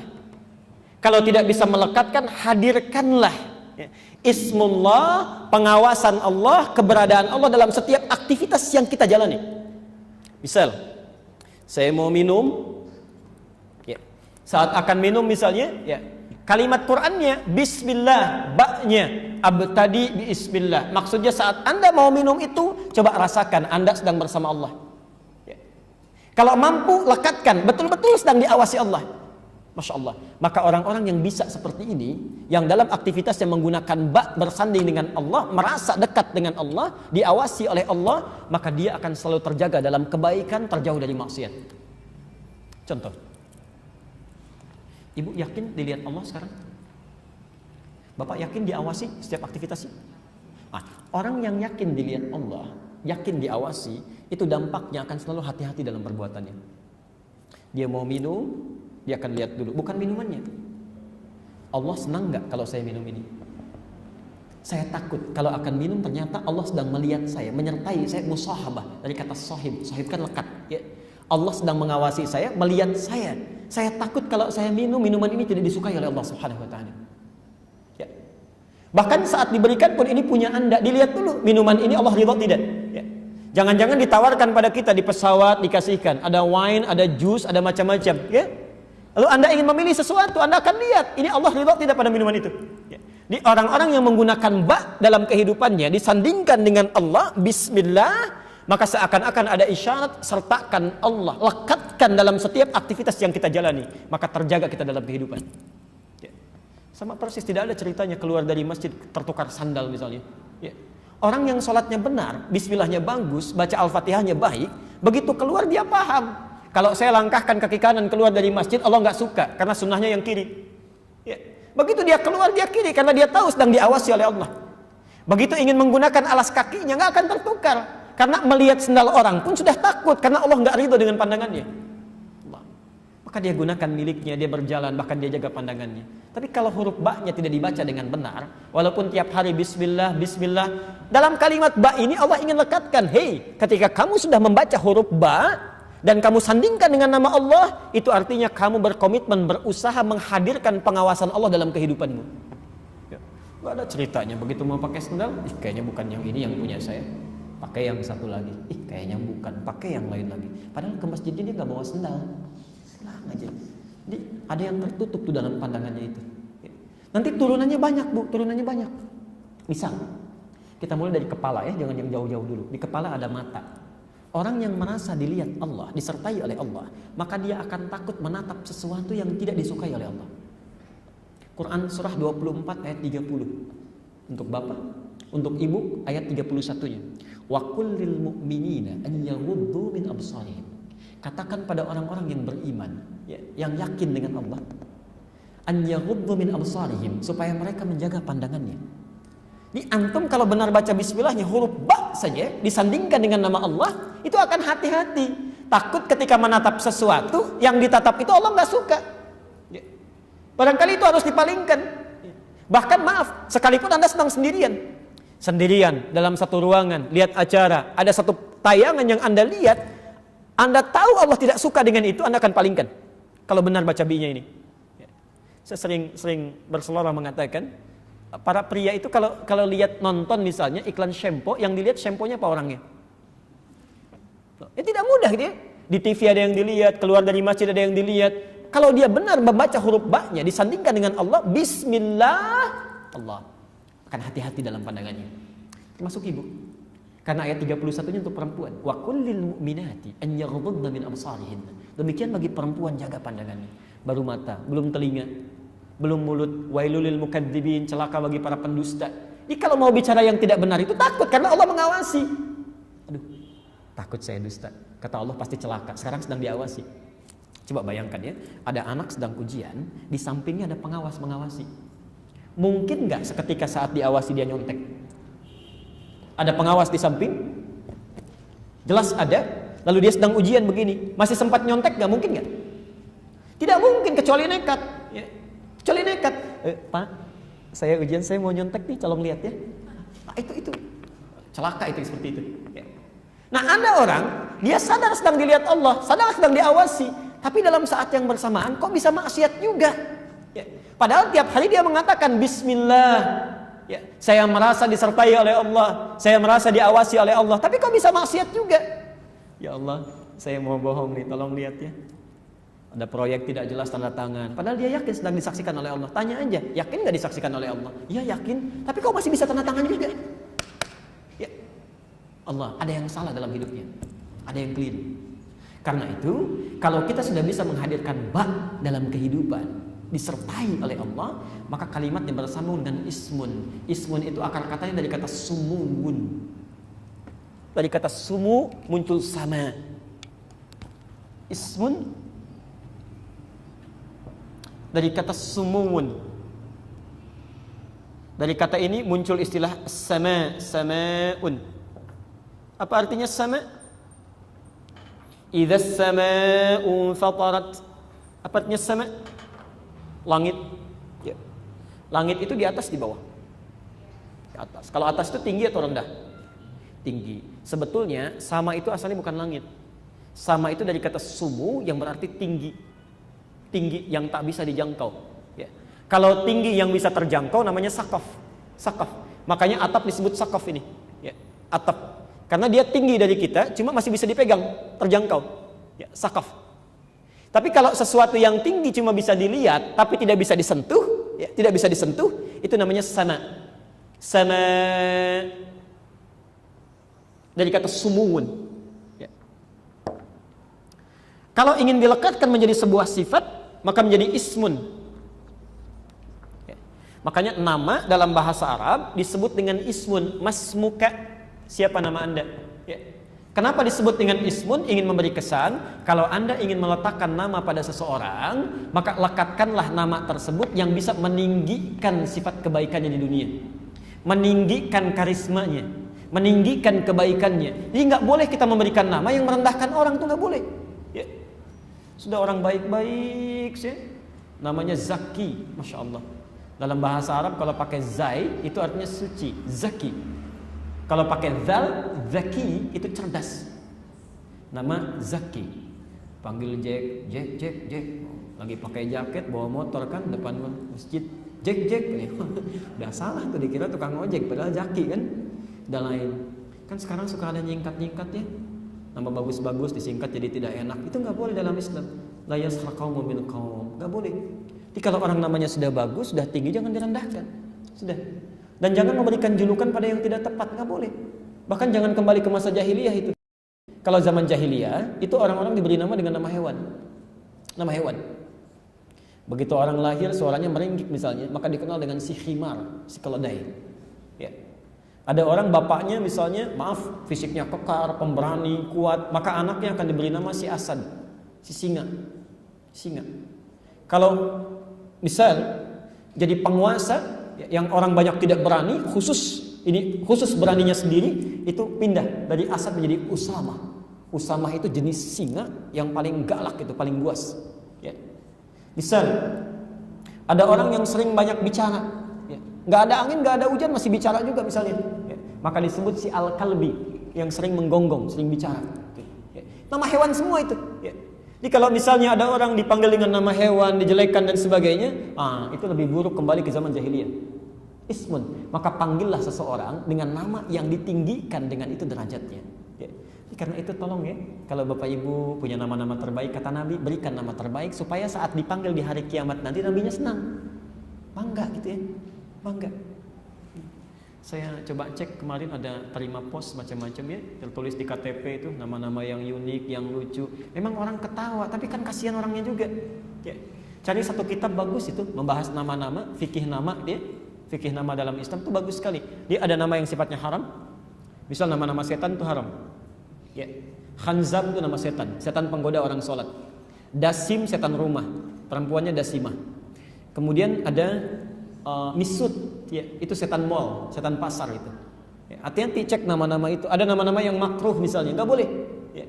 Berikan nama itu ismun yang dapat meninggikan derajatnya di sisi Allah Subhanahu Wa Taala.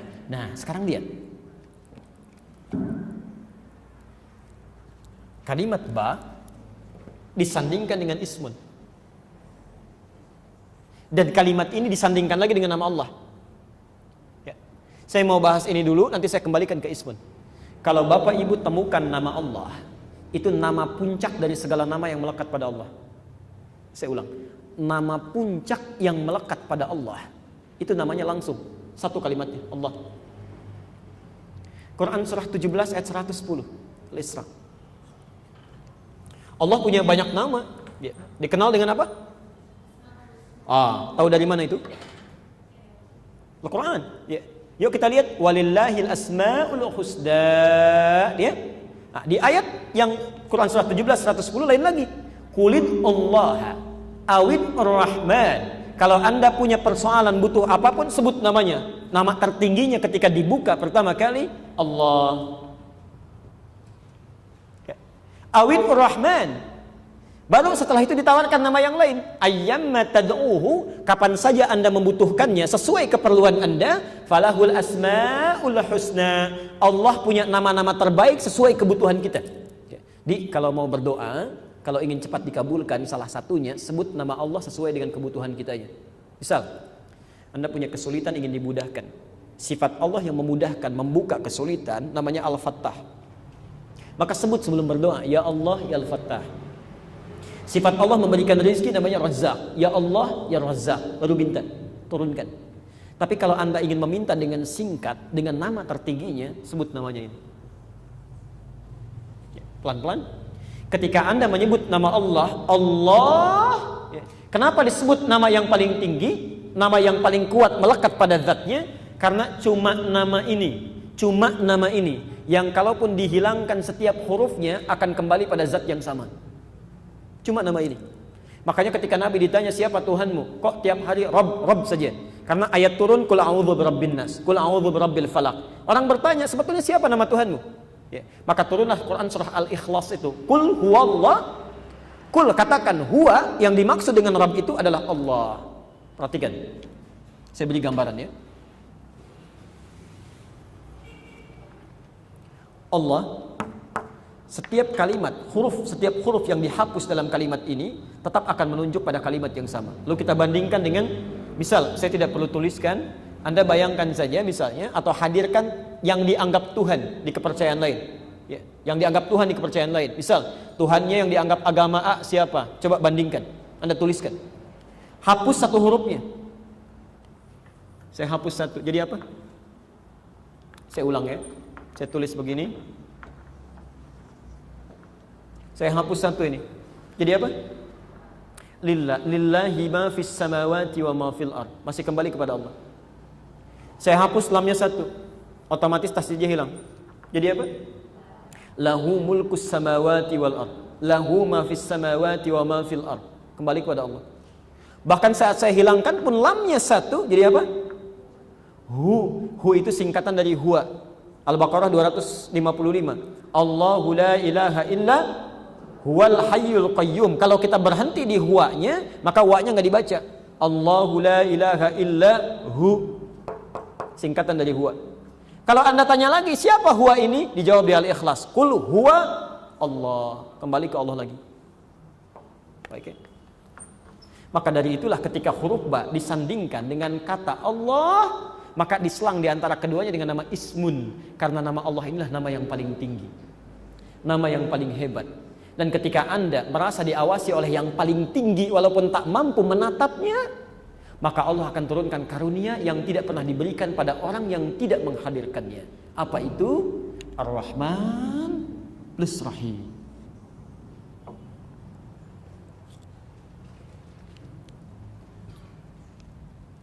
Jika Anda beraktivitas, mengerjakan kegiatan sambil menjadikannya ibadah, merasa diawasi oleh Allah yang maha tinggi, yang tidak kita bisa nampak, tidak bisa kita lihat, tapi kita rasakan, Masya Allah. Perhatikan, seketika Allah sudah akan bukakan pada kita dua nikmat yang sangat luar biasa. Satu disebut dengan Rahman. Rahman itu adalah pemberian dunia yang tanpa batas. Pemberian dunia yang tanpa batas. Rahmat Allah berupa kebutuhan dunia tanpa batas disebut dengan Rahman sifatnya. Pelan-pelan. Rahim, pemberian akhirat tanpa batas yang dikhususkan pada orang Islam saja. Pemberian akhiratnya disebut dengan Rahim, pemberian dunianya disebut dengan Rahman. Rahman. Pelan-pelan. Contoh, kita bedakan ya, mana yang pakai bismillah, mana yang tidak. Ya lihat.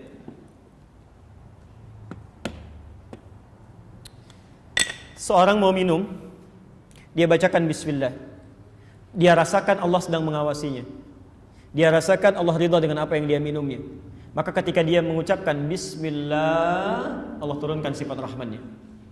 Turunkan sifat rahmannya.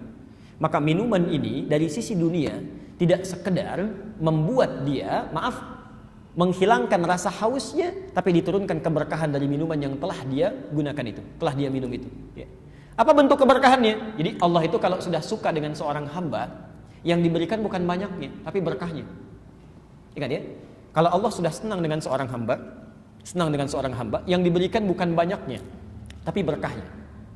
Contoh, ada orang meningkatkan takwa misalnya. Ya, takwa itu jenisnya bisa sholat, ya, bisa infak, bisa baca Quran. Dzalikal kitabu la raiba fihi hudan lil muttaqin. Siapa muttaqin itu? Alladzina yu'minuna bil ghaib wa yuqimunas shalah, salat, wa mimma razaqnahum yunfiqun, infak ya. Ya. Misal, ada orang rajin salatnya, orang cuma salat fardu saja, ini tambah salat sunnah. Orang terlambat salat fardu perasaan biasa-biasa, yang ini terlambat salat sunnah, kok rasanya ada yang ketinggalan ya Allah. Maka Masya Allah, pada orang seperti ini Allah bukakan pintu keberkahan di langit dan di bumi. Quran surah 7 ayat 96 itu. Walau anna ahlal qura amanu wattaqau lafatahna alaihim barakatim minas sama' wal ardh. Dibuka. Kalau sudah dibukakan pintu rahmat, pintu keberkahan, maka perhatikan. Takwa di Quran lawannya dilawankan dengan apa? Masih ingat? Di Nurul Bahri itu saya isi kajian Tazkiyatun Nafs. Lawan dari takwa apa? Fujur, nafsu. Ya. Fa'alhamaha fujuraha wa taqwaha. Nama lain dari fujur itu nafsu. Ya. Takwa terulang 115 kali dalam Al-Quran. Nafsu terulang 115 kali dalam Al-Quran. Perhatikan, sifat minum yang melekat keberkahan di dalamnya karena takwa, merasa diawasi Allah, dengan karena nafsu. Kalau orang cuma minum saja, tidak merasakan disertai oleh Allah, maka faidah minum ini cuma menghilangkan haus, tapi tidak menutup nafsu. Selesai minum, keluar dari sini, lihat jus alpukat, pengen. Habis minum jus alpukat, baru geser sedikit, lihat jus naga, pengen. Ya. Masya Allah. Begitu gerak sedikit lagi, lihat es buah, pengen. Uangnya nggak cukup, balik lagi mau minta pinjam teman. Begitu sudah pinjam uangnya, datang ke sana, Allah, es buahnya sudah nggak ada. Kepikiran sampai malam. Ya. Mau tidur masih dibahas juga. Pak, tahu nggak tadi mama mau beli es buah? Nggak ada. Sampai tidur pun keinget juga misalnya. Itu nafsu itu. Karena nafsu beda dengan setan ya. Kalau setan yang penting maksiat. Itu sifat setan. Kalau nafsu tidak, yang penting harus didapatkan. Ada orang misalnya mau mencuri, nggak jadi karena dengar azan. Kata setan, nggak usah mencuri, lempari saja rumahnya. Nggak jadi melempar, jangan lempar, coret-coret saja. Yang penting maksiat. Tapi nafsu tidak. Kalau sudah menginginkan sesuatu, itu harus dapat, itu nafsu. Makanya ibu kalau belanja ke mall, lihat baju, pengen yang itu aja, itu nafsu sedang berkembang gitu. Bapak juga sama, pengen misalnya satu makanan macam-macam, pengen yang itu aja, itu nafsu berkembang. Yang berbahaya, setan menunggangi nafsu, itu bahaya. Itu paling berbahaya. Hati-hati. Nah, orang yang tidak menyertakan Allah, itu keberkahan nggak ada, segala pengen, padahal minum sudah. Tapi kalau Anda sertakan nama Allah di situ, Bismillah, sifat Rahman diturunkan, maka diberikan keberkahan di situ. Cukup. Nafsu nggak berkembang, jadi kalau takwanya naik, nafsu ditekan. Sifat orang-orang yang dalam makannya, minumnya, bekerjanya menyertakan Allah, maka akan dijaga oleh Allah seluruh kebutuhannya. Keinginan tidak banyak, sehingga beban hidupnya itu tidak bertambah. Orang itu kan punya banyak beban karena banyak keinginan. Coba yang bikin pusing itu demi Allah saya katakan, yang bikin pusing itu dunia. Ibadah itu gak ada yang bikin pusing. Demi Allah saya katakan, sampai hari ini saya belum pernah dengar ada orang pusing mengeluh karena ibadah. Pusing saya Ustaz. Kenapa? Kenapa ya sholat subuh cuma 2 rakaat sampai hari ini? Pusing saya. Gak ada. Gak ada orang pusing karena sholat, gak ada. Aduh, pusing saya. Kenapa? Saya bingung kenapa sih harus Al-Fatihah terus yang dibaca dalam sholat. Gak ada yang begitu tuh. Ini tidak pernah terjadi dalam sejarah orang pusing karena ibadah, itu nggak ada. Pusing itu pasti dunia itu, pasti dunia. Pusing saya kenapa nggak keluar sampai hari ini gaji. Pusing saya kenapa saldonya kok berkurang terus tak? Selalu dunia. Coba deh cek ya, makanan sudah ada, sudah komplit, tinggal dimakan, masih pusing juga karena ada yang diinginkan.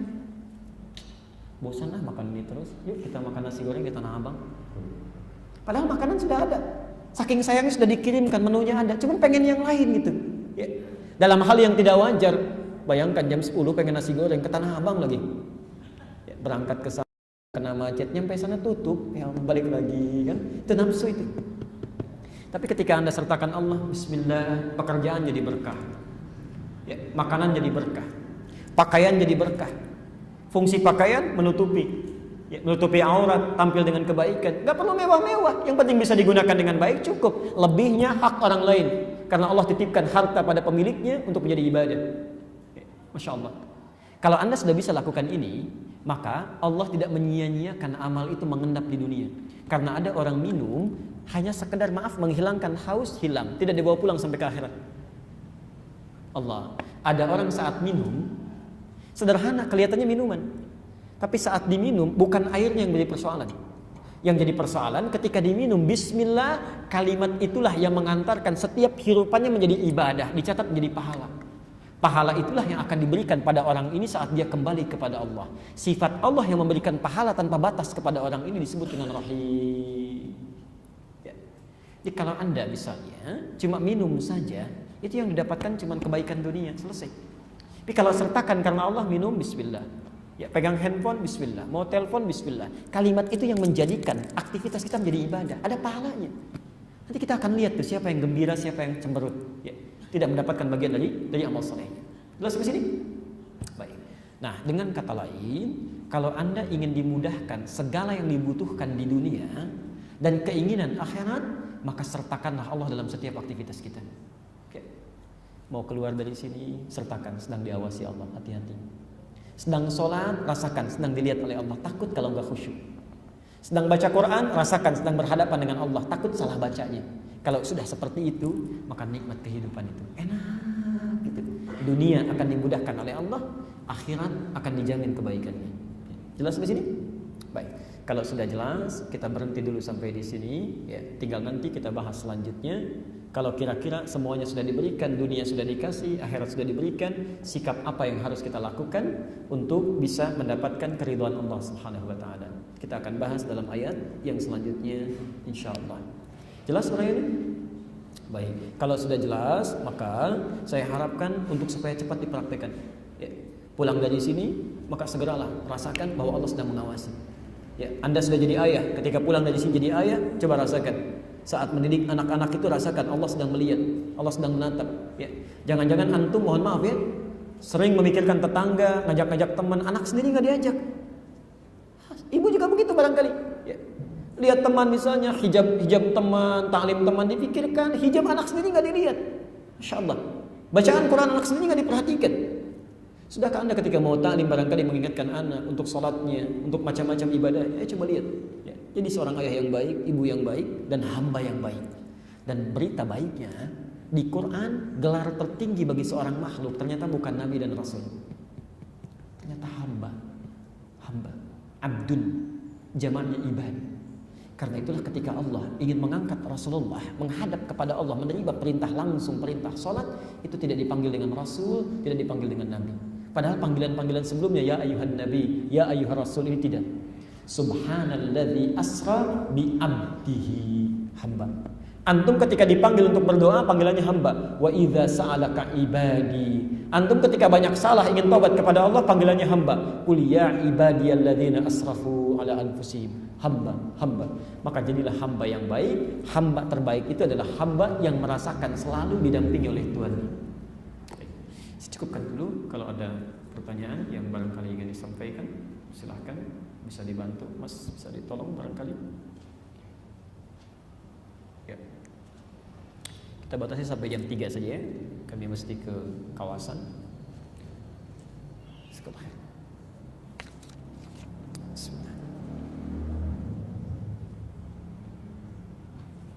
Baik. Ustaz, kalau orang bohong kemudian tidak bertobat, apakah neraka hukumannya? Ya, tergantung amalannya. Kita jawab dulu misalnya pakai hadis ya. Hadis riwayat Muslim nomor hadis 6525. 6525. Ya. Di cara orang dihisab salah satunya kata Nabi, tu'khadhu hadza min hasanati wa hadza min hasanati. Dihisab itu begini. Kalau ada amal kebaikan, ada amal kejelekan, maka yang baik ini akan menutup yang jeleknya. Yang baik menutup yang jeleknya. Misal, amal kejelekannya 30%, amal baiknya 50%. Misalnya, maka yang 50 akan diambil untuk menutup yang jeleknya. Tersisa 20%. Ya. Kalau hasilnya misalnya amal baik 50,009%, amal jeleknya 49,001%. Masih banyak yang baiknya walaupun cuma 001%, maka ke surga dia. Jelas ya? Tapi kalau ditukar, amal baiknya 49,001%, amal jeleknya 50,001%, maka ke neraka dia. Ini neraka. Dan di situ dihilangkan dulu yang 0,1%-nya itu. Tapi hati-hati. Memang di Al-Bukhari disebutkan orang kalau punya kadar kesalahan dicuci di neraka. Ya, nomor hadis ke-44. Setelah hilang kadar kesalahannya, kalau dia muslim beriman kepada Allah, baru dipindahkan ke surga. Tapi informasi saja, 1 harinya di neraka itu sama dengan 1000 tahun di dunia. 1 detiknya di neraka sama dengan 48 hari di dunia. Jadi kalau masuk 1 detik saja ke neraka itu sama dengan 48 hari. Ya, siksaannya silahkan cek aja. Ya. Ada yang dicelupkan, An-Nisa ayat 56, dicelupkan hangus, diangkat sembuh lagi, celupkan hangus, angkat sembuh lagi. Sekali dicelupkan 1 detiknya sama dengan 48 hari. Ya, Insya Allah. Hati-hati. Tapi kalau misalnya mohon maaf, amal baik 50%, amal jelek 50%, kemana masuknya? Tidak ke neraka, belum ke surga. Ditempatkan di satu tempat yang tinggi antara surga dengan neraka, namanya A'raf. Ya, karena itu ada surah Al-A'raf, surah ke-7 itu. Dibuka di ayat 41 sampai ayat 49-nya. Dikisahkan di situ ada orang-orang belum sempat ke surga dan tidak ke neraka karena amalannya seimbang 50%. Maka setiap orang di surga kelihatan olehnya pengen ke surga, ya Allah, pengen ke sana. Tapi setiap yang terdengar siksa di neraka tak sanggup dia walau melihatnya saja, takut. takut. Ya. Gak perlu lihat siksa neraka lah ya. Kalau ibu bapak keluar malam-malam misalnya kan, tiba-tiba ada yang teriak pelan-pelan di jalan dia, mau lihat nggak ke belakang? Apalagi yang teriaknya kencang, ketakutan luar biasa, tak mampu memicingkan mata itu, berharap kepada Allah, ya Allah, mohon berikan rahmatmu. Dengan rahmat Allah diambil orang itu, dimasukkan ke dalam surga. Tapi setelah hisab selesai semua, satu harinya 1000 tahun. Jadi kalau hisabnya misalnya seminggu aja, bisa ya, itu sama dengan 7000 tahun berada di Araf itu. Nah, jadi orang yang bohong, yang bohong, pertama kali yang dia dapatkan adalah kecelakaan saat di dunia, sebelum ke akhirat. Pasti celaka di dunia. Makanya hati-hati kalau mau bohong ya. Karena kata Qur'annya, wailul lil mukadzibin. Orang dusta pasti celaka. Dia hati-hati. Ada rumus dalam fikih begini, namanya wa'idun. Wa'id itu keluarkan ancaman-ancaman saat berpikir berbuat salah. Ancamannya apa? Jadi ketika tahu resikonya, kita bisa menghindarinya. Misal, kalau bohong pasti celaka. Kalau orang tahu dengan bohong itu akan celaka, dia tidak akan macam-macam. Ya. Pertulisan di minuman ini, hati-hati sianida, minum wafat. Masih diminum juga nggak? Wah, kalau diminum juga keterlaluan namanya. Ya. Ini ada keterangan di Quran, diulang-ulang, luar biasa. Wailul lil mukadzibin, bohong pasti celaka. Orang masih nekat bohong juga. Artinya ada yang salah dalam dirinya. Dia hati-hati, kalau tidak percaya silahkan saja. Ada orang bohong pasti celaka itu. Ya, minimal celaka harga dirinya, minimal celaka kehormatannya, minimal celaka rezekinya. Ya. Ada orang misalnya jualan, sudah banyak pelanggannya, tiba-tiba menipu, bohong dia. Begitu bohong orang akan cerita, ini penipu, ini nggak bagus, ini jelek misalnya, ditinggalkan, rezeki berkurang, kehormatan turun dan sebagainya, celaka. Dan di akhirat yang paling celaka saat bohong itu amal baiknya diambil oleh amal jeleknya. Memang belum tentu masuk neraka, kalau masih banyak amal baiknya dia masih masuk surga. Tapi apa yang bisa menjamin amal kita cukup untuk menutupi sifat bohong yang mungkin keluar? Ya. Tandanya amal diterima itu apa? Amal yang diterima tandanya apa? Cirinya, syaratnya ikhlas. Syarat amal diterima itu ikhlas. Bisa nggak menjamin berapa banyak keikhlasan yang sudah menyertai amalan kita sampai hari ini? Dari sekian banyak amal yang sudah dikerjakan, berapa banyak yang ikhlas? Ya. Jadi kalau Anda belum merasa yakin ikhlas, maka jangan coba mudah berbuat maksiat, hati-hati. Ya. Kalau makanan ada, misal namanya rawan setan, keripik setan, ya. Ada lagi misalnya apa itu? Ada ya rawan setan, keripik setan, kemudian ada ini apa namanya? Buras pocong ya, macam-macam dan yang seperti itu tuh. Ya, apakah yang seperti itu boleh tidak kita makan? Saya menyebutnya makruh karena tidak thayyib. Tidak thayyib. Ya. Nama akan menentukan banyak hal. Bukankah dengan nama itu sesuatu jadi berpengaruh? Bukankah dengan nama itu ekspresi jadi muncul? Ya. Ada orang bagus-bagus disebut jelek misalnya. Dasar kamu jelek, bukankah dengan nama itu kalimat yang keluar ekspresi menjadi berubah? Bukankah dengan sebutan itu hukum jadi berlaku? Ya. Apa bedanya kafir dengan muslim? Bukankah dari kalimat itu, dari nama itu, ya hukum jadi berubah dan berlaku pada pemiliknya? Ya. Maka kaidah tentang makanan Al-Baqarah 168. Ya ayyuhan nasu kulu mimma fil ardi halalan thayyiba. Jadi selain halal mesti baik. Baik namanya, baik kandungannya, baik dari segi kesehatannya. Saya tidak menganjurkan ada makanan-makanan yang kemudian disifati dengan nama-nama seperti itu. Ya. Haram sih tidak. Cuma ketika dimakan jadi makruh. Tidak enak gitu ya. Dan akan berubah, akan ada pengaruhnya ke pikiran, ke hati, ke akal, akan ada pengaruhnya. Akan ada. Minimal saat Anda makan pun Anda sudah disertai oleh setan itu. Ya. Iya kan? Rawan setan. Punya siapa rawannya? Antum, Masya Allah. Sudah ada makanan manusia, makanan setan dimakan juga. Misal ya, dalam tanda petik ya, dalam tanda petik. Misal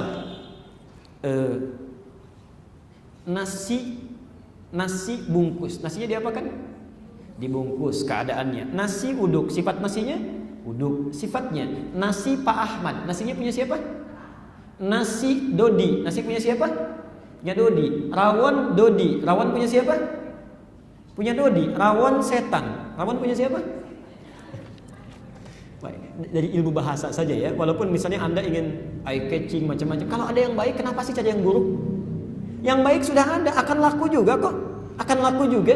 Ya, kalau kitanya benar, baik, promosinya bagus, laku juga. Kenapa cari yang jelek? Ya. Maafkan saya kalau nanti ada yang punya profesi itu dan melekatkan namanya, saran saya segera rubah itu.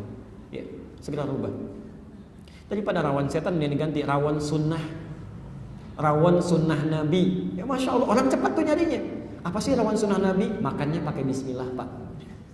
Isinya halal. Itu aja. Sederhana kan, gampang ya? Masya Allah. Ustaz, kalau kita umrah apakah termasuk riya jika kita bilang ke teman-teman dalam rangka pamit dan mohon doa? Ya. Bedanya riya dengan tahadduts bin ni'mah. Wa amma bi ni'mati rabbika fahaddits, itu pada rasanya. Kalau mengumpulkan orang ingin kelihatan, ingin dipuji dan seterusnya, itu riya namanya. Ya. Kalau yang terdengar namanya sum'ah. Jadi yang tidak kelihatan tapi kedengaran namanya sum'ah. Ya. Orangnya nggak ada tapi ingin didengar oleh orang lain. Pak, nanti tolong ya dalam Jumatan diumumkan bahwa saya akan nyumbang ke Masjid Al-Istiqomah 1 miliar. 1 miliar loh Pak. Ya. Terus nama saya tolong disebutkan Bapak Haji Dr. Andes Insinyur. Hajinya masuk Pak ya, karena Haji ONH Plus dulu itu sayang kalau nggak dimasukkan. Itu orangnya nggak ada, nggak Jumatan di situ, tapi minta diumumkan, itu sum'ah namanya. Sum'ah. Tapi kalau ditampakkan, lihat baru beli handphone, duduk di samping teman, tuh sengaja handphonenya dibeginikan supaya kelihatan, ya. Beli mobil baru, padahal tetangga masjid di sini diputar dulu ke sana, terus putar-putar, pim, pengen kelihatan ya. Padahal tetangganya sedang ke Bandung tuh nggak lihat ya, sayang juga. Itu riya namanya. Nah, kalau Anda ingin merasa punya persoalan dengan kawan, dengan macam-macam belum selesai, sementara kita mau umrah atau haji dan tidak tahu apakah kembali lagi atau tidak, mungkin meninggal. Karena banyak hadis mengatakan seseorang dalam perjalanannya kemudian wafat, dia walaupun belum berhaji dihukumi diterima hajinya. Kalau seorang wafat di Madinah, kuburkan di Baqi. Artinya orang yang datang ke Madinah belum tentu pulang. Ya, belum tentu pulang.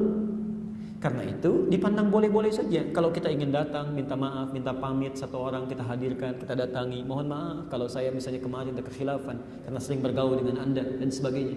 Yang tidak boleh itu, belum apa-apa sudah orang dikumpulkan, sudah informasi, nggak ada niat-niat lain kecuali ingin diketahui saja, itu yang salah. Ya. Bapak Ibu sekalian, kami mohon doakan kami akan umroh. Mohon maaf kalau banyak kesalahan pernah dilakukan sampai hari ini. Kami ingin sampaikan dengan tulus dan jujur bahwa ini umroh pertama kali bagi kami ya, dan barangkali juga di komplek ini yang pertama kali umroh ya. Pak RT juga mungkin belum umroh, Pak RW juga belum ya. Insya Allah kami doakan di sana supaya yang lain juga bisa ikut umroh ya. Itu yang bermasalah. Ustaz, ada yang berzikir hanya dengan menyebut hu. Bagaimana hukumnya yang tidak jelas? Ya. Tidak ada hukumnya, tidak jelas. Hu apa maksudnya hu kan? Ya. Dalam bahasa Arab itu ada singkatan, tapi singkatan yang bisa dipahami. Ada singkatan banyak kok. Bismillahirrahmanirrahim disingkat jadi basmalah. Alhamdulillahirrabbilalamin disingkat jadi hamdalah. La haula wa la quwwata illa billah disingkat jadi hauqalah. La ilaha illallah disingkat jadi tahlil. Ya. Ada singkatannya. Ketika Anda diminta membacakannya, singkatan dibaca utuhnya. Bapak Ibu sekalian, kita akan memulai acara kita supaya Allah turunkan rahmatnya, keberkahannya. Mari kita sama-sama bacakan basmalah. Basmalah. Tidak. Bismillahirrahmanirrahim. Singkatan. Jelas maknanya. Ya. Tapi masalahnya begini, orang Indonesia itu umumnya walau tidak semuanya itu senang menyingkat. Dan kalau sudah nyingkat itu nggak tanggung. Yang nggak ada singkatannya pun disingkat juga. Contoh, kami saat kuliah di Timur Tengah di sana, kalau olahraga misal main bola ya, itu orang Afrika itu sering protes. Syekh Adi Khair katanya, kenapa? Gimana? Antum tuhibbun al-ikhtisar. Kalian suka menyingkat-nyingkat katanya. Emang kenapa? Kita main bola minta oper. Kalau orang Arab sih minta lengkap. Muhammad dipanggil Muhammad, Wazir, oper. Ya Adi, oper. Orang Indonesia enggak. Muhammad, mad, Wazir, oper. Ali, li, Doni, ni, Adi, di, itu semua disingkat. Ya. Bahkan ketika Allahu Akbar, Allahnya dibuang, sisanya hu-nya. Itu nggak ada singkatannya. Ya. Sayyidi disingkat jadi Sidi, ada. Sidi Ahmad, Sayyid Ahmad, Tuan Ahmad, Mr. Ahmad. Tapi Sayyidati itu nggak ada singkatannya. Disingkat oleh orang Indonesia Siti. Nggak ada singkatan. Siti Aisyah, Aisyah nggak pakai Siti loh. Siti Khadijah nggak pakai Siti. Oh hati-hati nanti ditanya salah arah lagi. Ya, Masya Allah. Jadi hemat kami, wallahu a'lam, saya tidak tahu apa maknanya, tapi menurut saya kalau bisa menyebutkan kalimatnya dengan utuh itu lebih baik dibandingkan disingkat-singkat pada yang tidak ada singkatannya. Ya. Misal dia ingin zikir, menyingkat dari kul huwallahu ahad disingkat jadi hu, itu tidak jelas menurut saya. Ya, walaupun Anda paham apa yang dibacakan, tapi nanti menjadi tidak jelas di dalam pandangan orang yang mendengarkannya. Ya, jadi sebaiknya dibacakan dengan baik dan jangan tolong cari alasan. Ya. Misalnya biasanya begini, ada orang-orang yang saking diberitahu dengan jelas, saking ingin mempertahankan kebiasaannya, kadang-kadang balik menyalahkan, Anda kan baru belajar, belum paham. Bukan baru belajar, Nabi aja yang paling paham nggak pernah menyingkat begitu. Pernah nggak ada zikir dari Nabi misalnya? Temukan satu hadis saja, jangan banyak-banyak. Ya, jangankan yang sahih, yang palsu aja. Yang palsu ada zikir menggunakan kalimat Allahu disingkat jadi hu. Hu akbar disingkat jadi bar. Misal ada nggak? Satu hadis aja. Kalau ada, saya orang pertama yang akan mengamalkan. Saya orang pertama. Ya. Tapi menurut saya, jangankan yang sahih, yang palsu aja nggak ada gitu. Ya, karena pemalsu hadis aja tidak tertarik. Ya. Cukup dulu ya. Kita cukupkan dulu untuk hari ini. Mudah-mudahan Allah berikan keberkahan pada kita semuanya. Jika ada yang benar itu hakikatnya dari Allah dan Rasulnya, silahkan diamalkan. Tapi kalau ada keliru salah, itu mutlak kesalahan saya. Maafkan saya, tinggalkan cepat pendapat saya, ambil pendapat ustaz lain yang lebih baik sesuai dengan tuntunan Al-Quran dan Sunnah Rasulullah SAW. Kita berjumpa kembali dalam pertemuan yang akan datang pada bahasan ayat Alhamdulillahirrabbilalamin, dan semoga Allah membantu memudahkan kita untuk mengamalkan apa yang kita pelajari hari ini dan tercatat sebagai pahala kebaikan di dunia dan di akhirat nanti. Subhanakallahumma bihamdika asyhadu an la ilaha illa anta astaghfiruka wa atubu ilaik wa akhiru da'wana alhamdulillahirabbil alamin wal 'afwu minkum. Assalamualaikum warahmatullahi wabarakatuh. Maaf, saya mau umumkan saja bagi yang ingin, kami hari ini akan kedatangan seorang tamu dari Kalimantan, suku Dayak.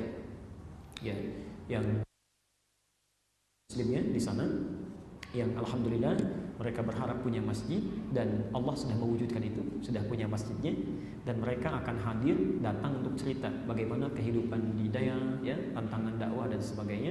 Nah, itu hari ini kita akan serah terima masjid di Pulau Gadung, tapi besok nanti yang terbuka untuk umum di Masjid Al Ihsan, cuma agak jauh yang di Jakarta Permai itu, yang di Bekasi. Ya. Nanti kita akan kedatangan tamu 2 orang, langsung kepala sukunya ditemani oleh seorang ustaz yang sudah membimbing sekitar 17 tahun di sana. Ya, nanti Anda akan dengar cerita-cerita hebat luar biasa bagaimana mereka dalam taklim yang menyeberangi sungai, naik ke musola yang cuma dari panggung deh, dan hebatnya itu nggak ada disediakan snack, mereka bikin sendiri panggung. Karena saya pernah ke sana, masih bawa kotak saja. Jadi tiap tetangga ngisi sesuai kemampuannya. Ada yang pakai telur, pakai ayam, macam-macam ya. Kami pernah ke sana mau taklim jam 2, jam 12 sudah di sana. Ada yang nyeberangi sungai, ada yang naik macam-macam sampai di sana. Dan masya Allah itu ikhlas karena Allah. Ya. Anda diberikan bukan musala panggung, tapi masjid yang sangat bagus, ada AC-nya, kipas anginnya, ya. Ustaz datang sendiri, keadaannya nyaman, fasilitas kendaraannya dikasih. Kalau dengan semua itu belum menyentuh Anda untuk mendekat kepada Allah dengan belajar, dengan cara apa lagi mesti difasilitasi? Semoga Allah memberikan kebaikan kepada kita. Assalamualaikum warahmatullahi wabarakatuh.